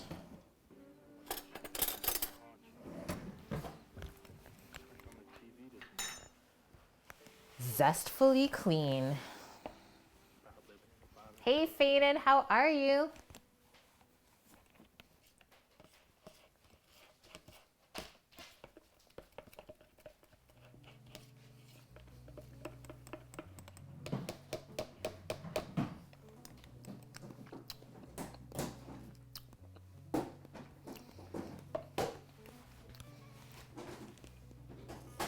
Touch more salt. And then maybe just a hint of pepper, and then I think we're balanced.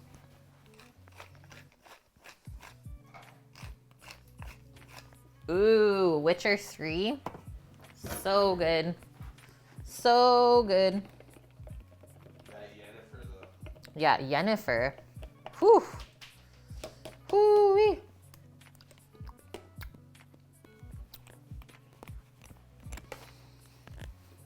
I'm into it. I don't love this type of sauce, but I'm into it.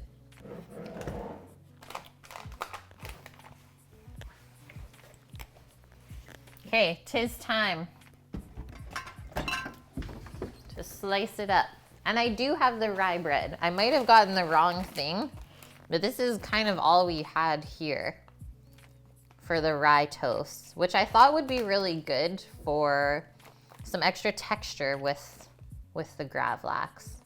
You can definitely tell me if it's wrong, because honestly, I would just love to know. Would love to know.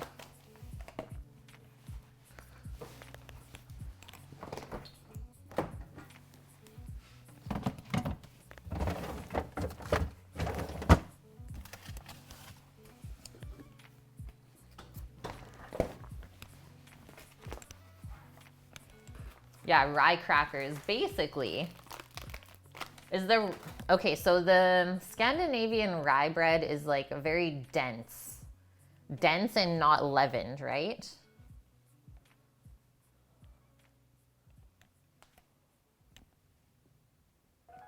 What Buff said. Will the crackers get soggy? I don't think so. Oh, it's denser and drier. Okay. Okay, so here it is.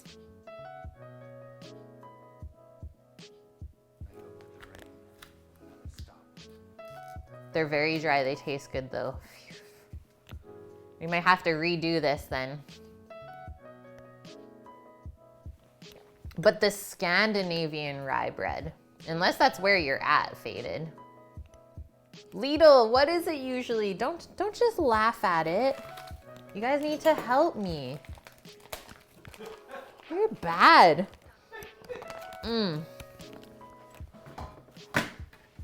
Sammy's laughing too.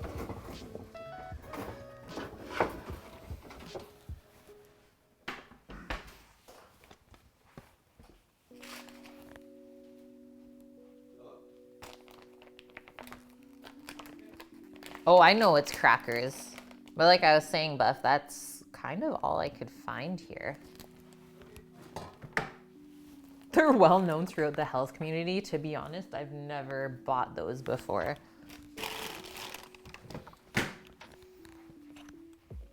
Okay, so here's our piece. Skin on is the way to go, in my opinion, is it just kind of keeps the salmon all together. And then you can see it's very firm. Very, very firm. And this is from coho salmon. So a little bit bigger of a fish. They're usually around 15 pounds when you catch them. And this is one that we caught and cured in September. And then we just vacuum sealed it and froze it. Oh, we did coho. Oh, I thought you pulled one of Zach's. I did. Oh, did he do spring? You were the only one that had a coho. Oh, okay. Those were all springs of his. Okay, maybe it is spring then. Yeah, so shiny. Indeed.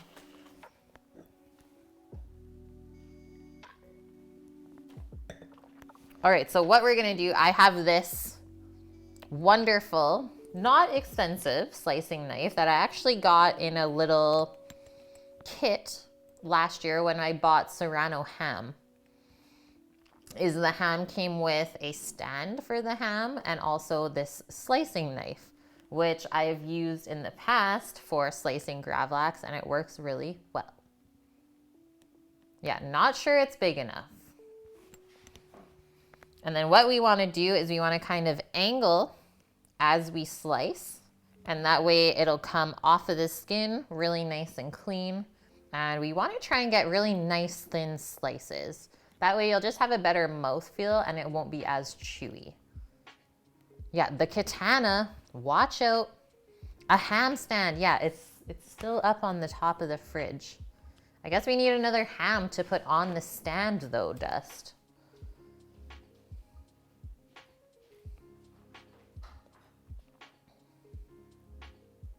So nice kind of long swipes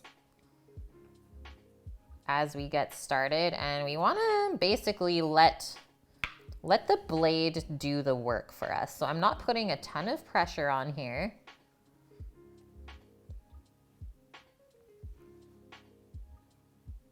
And just go slow and steady. So the first few pieces are going to be quite small until we hit the skin.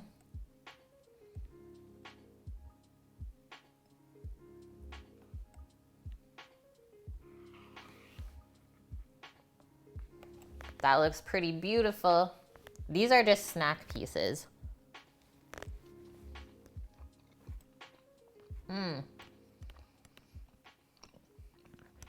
Salty, sweet, a little bit of dill flavor because we did cure this with dill as well.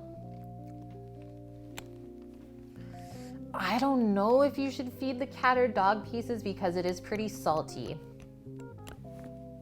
Okay, so gravlax is like a Christmas time holiday thing. Lidl, would you say that most people make their own? Or do they buy it from a store? Let me do this for you guys. As we're slicing it, we should also be placing it onto a plate. So every time we slice, we lay it out. And I like to do just kind of like a circular style of presentation all around the plate, like that. Hang it off the edge just a touch so it's easier to grab as well. You're spoiled for life now? Buy it in the store. It's too simple to do yourself. What? So Lidl, can I ask you this, or Humble, how much does gravlax cost? Because they're probably, what, selling it by weight?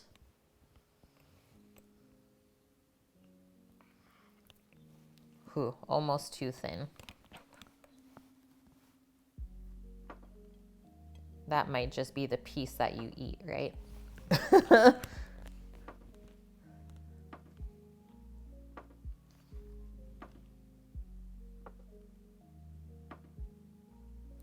Buff, should I be going the other way then? Should I be going this way? I'm going against the grain like that?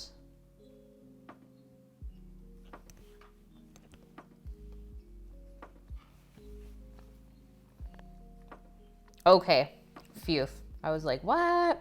I've always sliced salmon this way.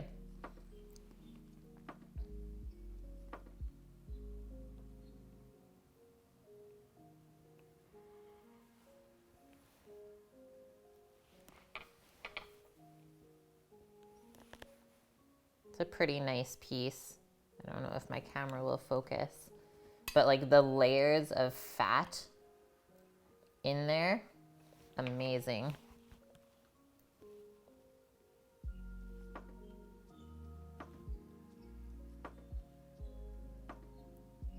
In reality, the way I was taught to slice fish like this is you should be doing it in one swipe.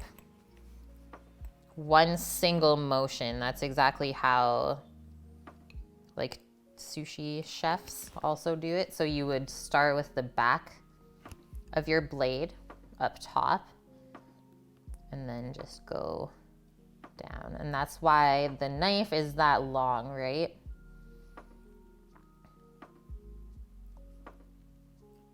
Yeah, like that. And then you have a beautiful piece of fish.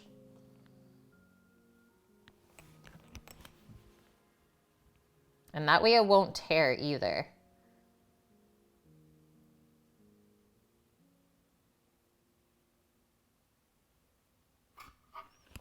That was a really, really nice one. Oh, yeah. In Norway, you believe it's over $10.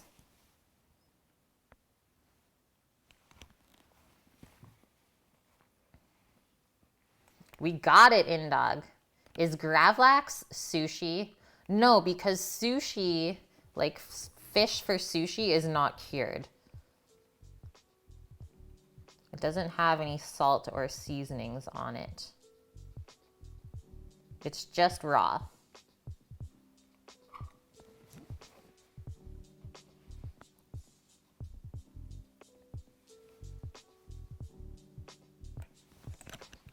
We'll fill up this plate and then we can plate some crackers, get some of our salads onto a plate as well.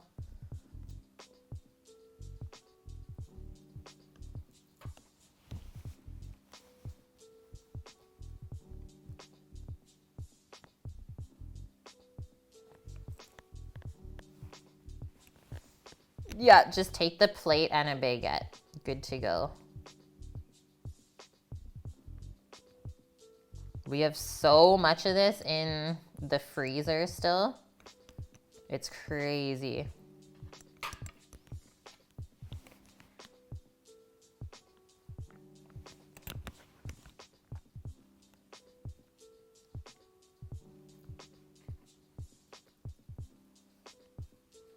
And then when we first made this gravlax in the summer, Zach never had it before, and he's been fishing like since he was 2 years old. He's been on the boat, so almost 20 years now, and he's younger than me. He's never had gravlax before. And he's like, I'm coming to you guys because you probably know more about how to process fish than I do.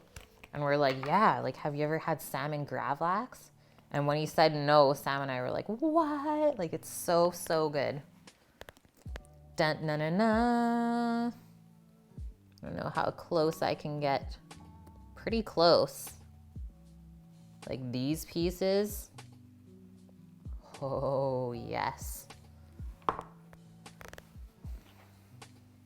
Capers, yeah, I'm gonna get some capers out. I always love to go with creme fraiche or like a whipped cream cheese, but traditionally it's that mustard dill sauce that they serve it with. So I'm gonna do that today instead. So smoked salmon, it doesn't have to be cured, but the smoke adheres better to the fish if it does have a little bit of cure on it. So if it's been a little bit dried out, if some of the moisture is taken out of the fish, you'll get more smoke flavor, which is why they usually put a quick brine or a cure on it. Okay, I'm gonna put this away into the fridge so it stays fresh.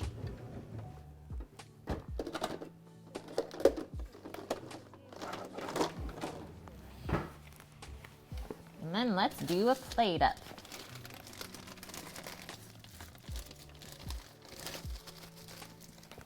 And then we also learned that gravlax is not smoked. And then lox, which is pretty popular in North America, is cold smoked.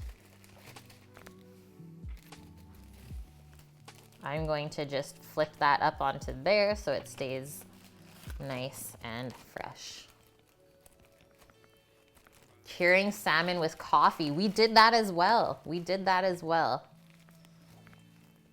And no, Faded, we have not installed the second green egg yet. We're waiting for a table to get built to put it into. Humble, there's a guy on Nabur Island that makes wonderful gravlax, which you usually buy, but that's more expensive though. But it's probably worth it, right? It's a nice little treat.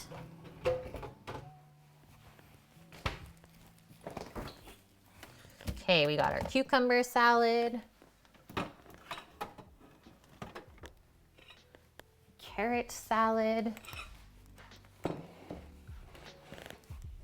Got our sauce.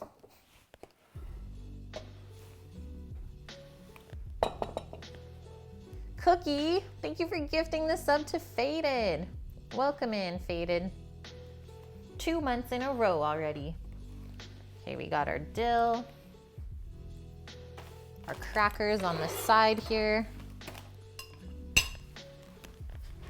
I'll just grab some capers. I think I have capers still. And then our pickled red onion, which is just on this side. Oh yeah, we got capers. We got capers.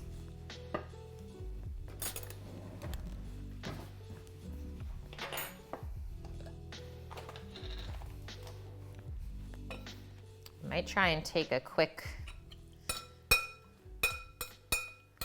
little photo of this spread before we start. So it looks really nice.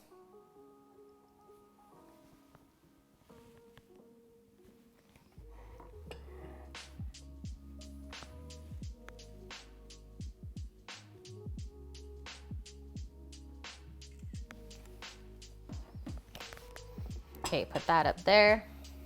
We'll put our plate in the center. Oh, neighbor island, no problem. On Nabur. Too good.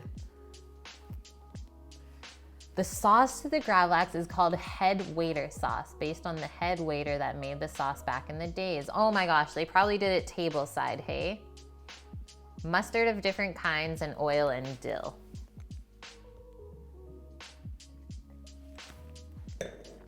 Nabur Island.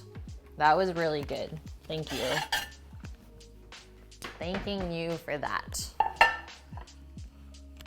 Spread the love. Okay, look at these onions, friends. They are neon pink. So nice. It's gonna look quite beautiful. Yeah, tableside prep stuff, you do not really see that anymore, hey? Yes, Humble. Yeah, Nabur Island.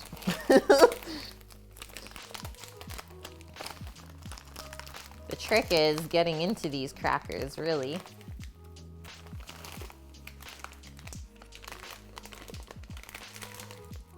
I guess for next time, since this is not the correct rye bread, I guess we will just have to make our own Scandinavian rye bread. This is interesting.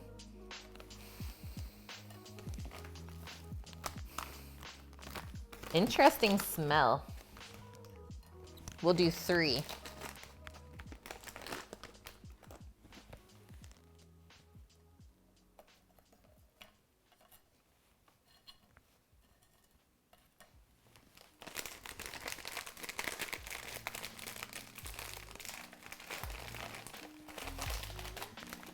The foods are too delicious. Okay, so my Scandinavian people, do we put the dill sauce on the bottom of the cracker or on the bottom of the bread or over top of everything? Maybe even we'll leave a space in the middle for our salads. The picture I have here from the recipe I linked is, yeah, showing it's on top.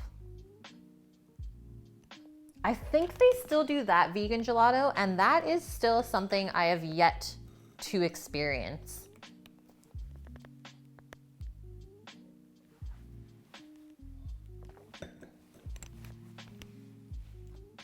Yeah, I need the black bread, Buff. What the heck? What the heck? Okay, first things first, I think we'll put the salmon on.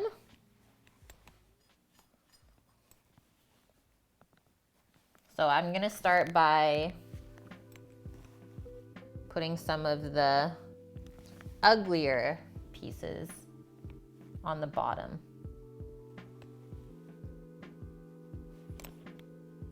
And then we'll put the really nice pieces on the top.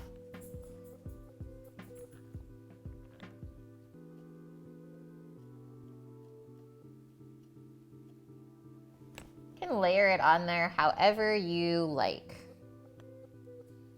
I like to play around with it usually. See what I'm feeling. If you want to like make a little rose or some kind of design, you can.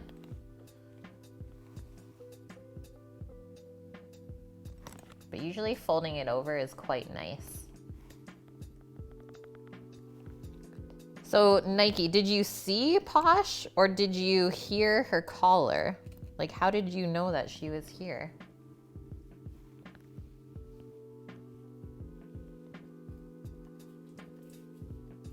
She's like, I smell the salmon, guys. You heard the caller. I knew it. I knew it. Okay, so now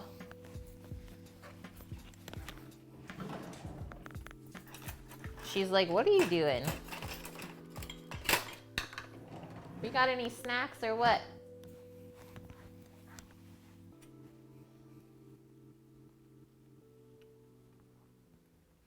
Oh, what? See, I've never even had Caesar salad made table side yet. Jealous.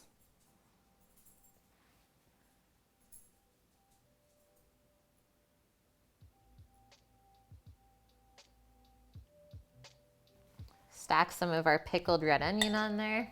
Let's get closer.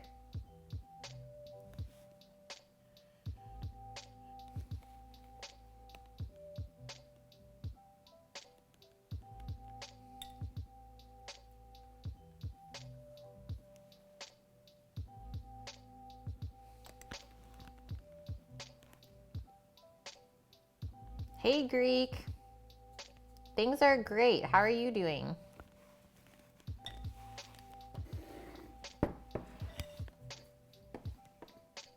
Proper Caesar salad is everything. Capers. These are pretty briny, so I'm not gonna go too crazy with them because the dill sauce that we made is quite briny as well with all the mustard in it and vinegar. So maybe 3 of these per. Plus, whenever you're plating stuff, it should always be odd numbers. You don't like capers? The heck? Couple of dill fronds.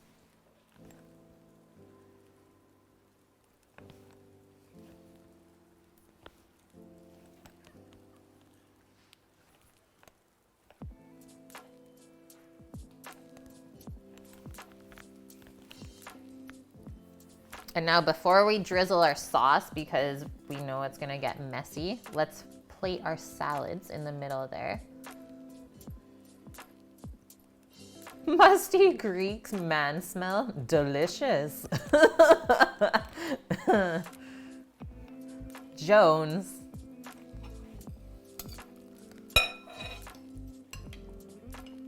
Okay, so just a little spoonful. First salad we're coming in with smashed cucumber and dill. Keeping with our theme. And the second one is citrus ginger carrot. So I thought the orange and carrots would go really nicely with the salmon. Just trying to get all the liquid out of there.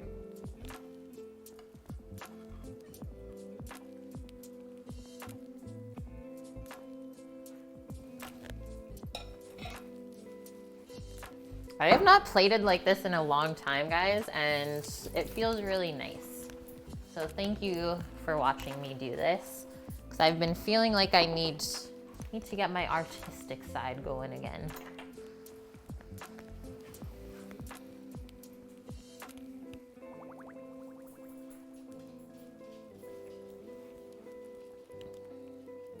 Okay, photo time. This is it. We did it, guys. Capers are a polarizing food. Yeah, the craziest peas you've ever tasted. That is like a great way to put it, in dog. The craziest peas you'll ever taste. Capers.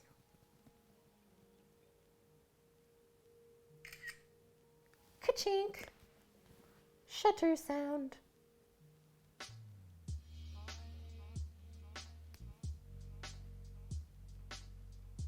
Focus on me. Focus on me. Okay, one without sauce, one photo with the sauce spooned on. So I'm just gonna go right across the center.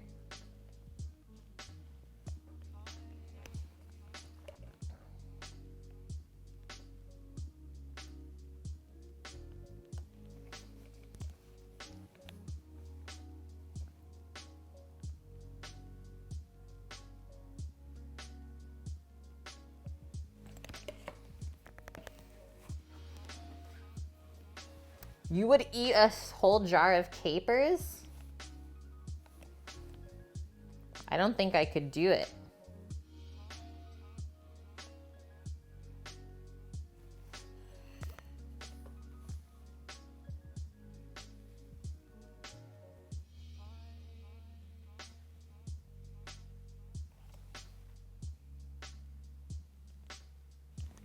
Okay, I'm really happy with this.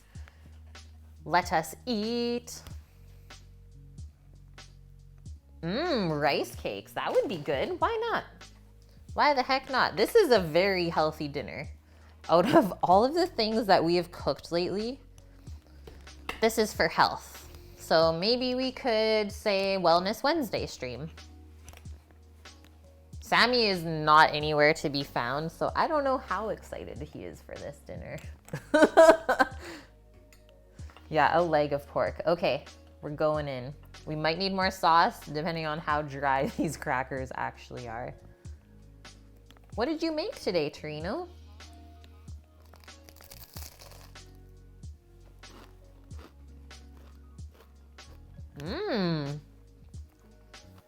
The cracker is so light. I thought when I bit into it, it would like tear my mouth apart, but it's really nice.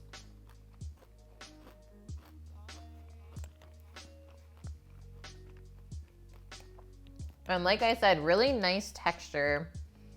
Like the crunch with all of the soft stuff on here. The salmon soft, the pickles have a little bit of crunch, but they're pretty soft. I'm liking it. And the dill sauce with everything together, actually very perfect. Very perfect. Humble. I know this is not the most perfect representation of Scandinavian lox, but I hope you are okay with what I did today. Please feel free to leave any notes of what I can improve on. Cookie, thank you very much for the 1,000 biddies. We'll get some hype. Hype it up.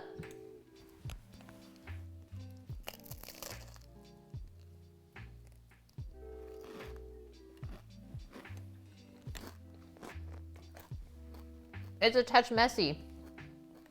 It's true, guys.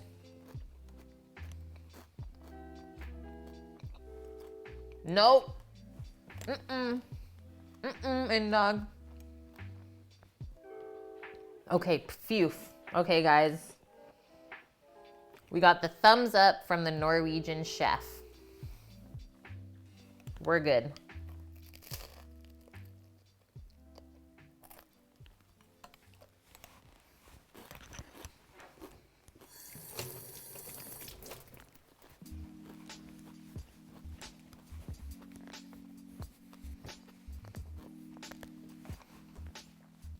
Wait, are you saying you'd try this or surstrumming? Okay, let's try our salad, see how they marinated in the fridge.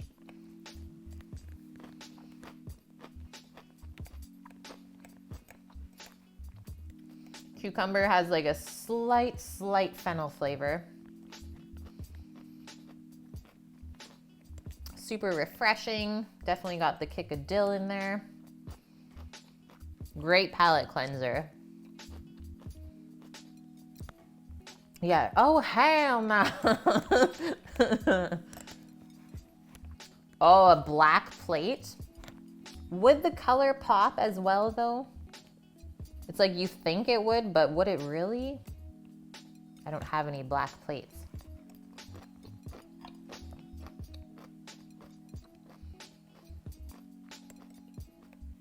Carrots are very, like, refreshing, almost like waking you up. Add a really nice brightness to the palate with all the citrus. Once again, kind of cleanses the palate. I want to try it with some of the salmon.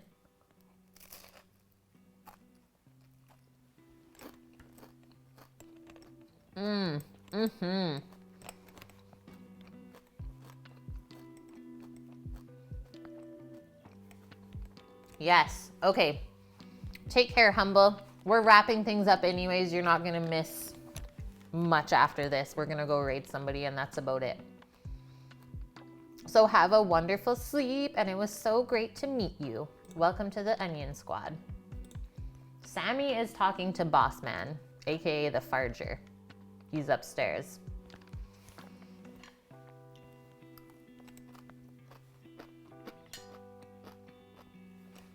I was craving all of this. It was like, we've been eating pretty heavy lately just because of the weather. It's like when it's cold out, you want to eat all of the delicious, fatty, not good for you things. This setting me up well. Wolf fish. Wolf fish?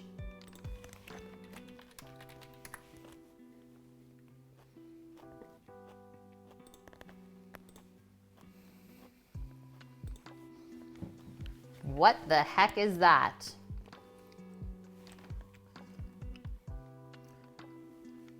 This is terrifying. Okay, night, Nike. Night, man. Yeah, what is a wolf fish? What do you do with that, Buff?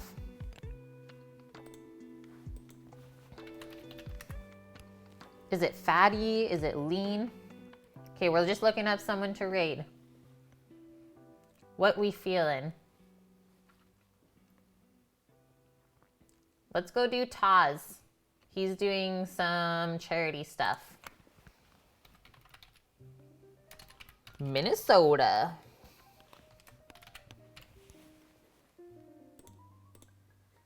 Okay, wonderful people. Thank you for everything today. So generous. Cookie, thanks for the biddies and all the gifted subs.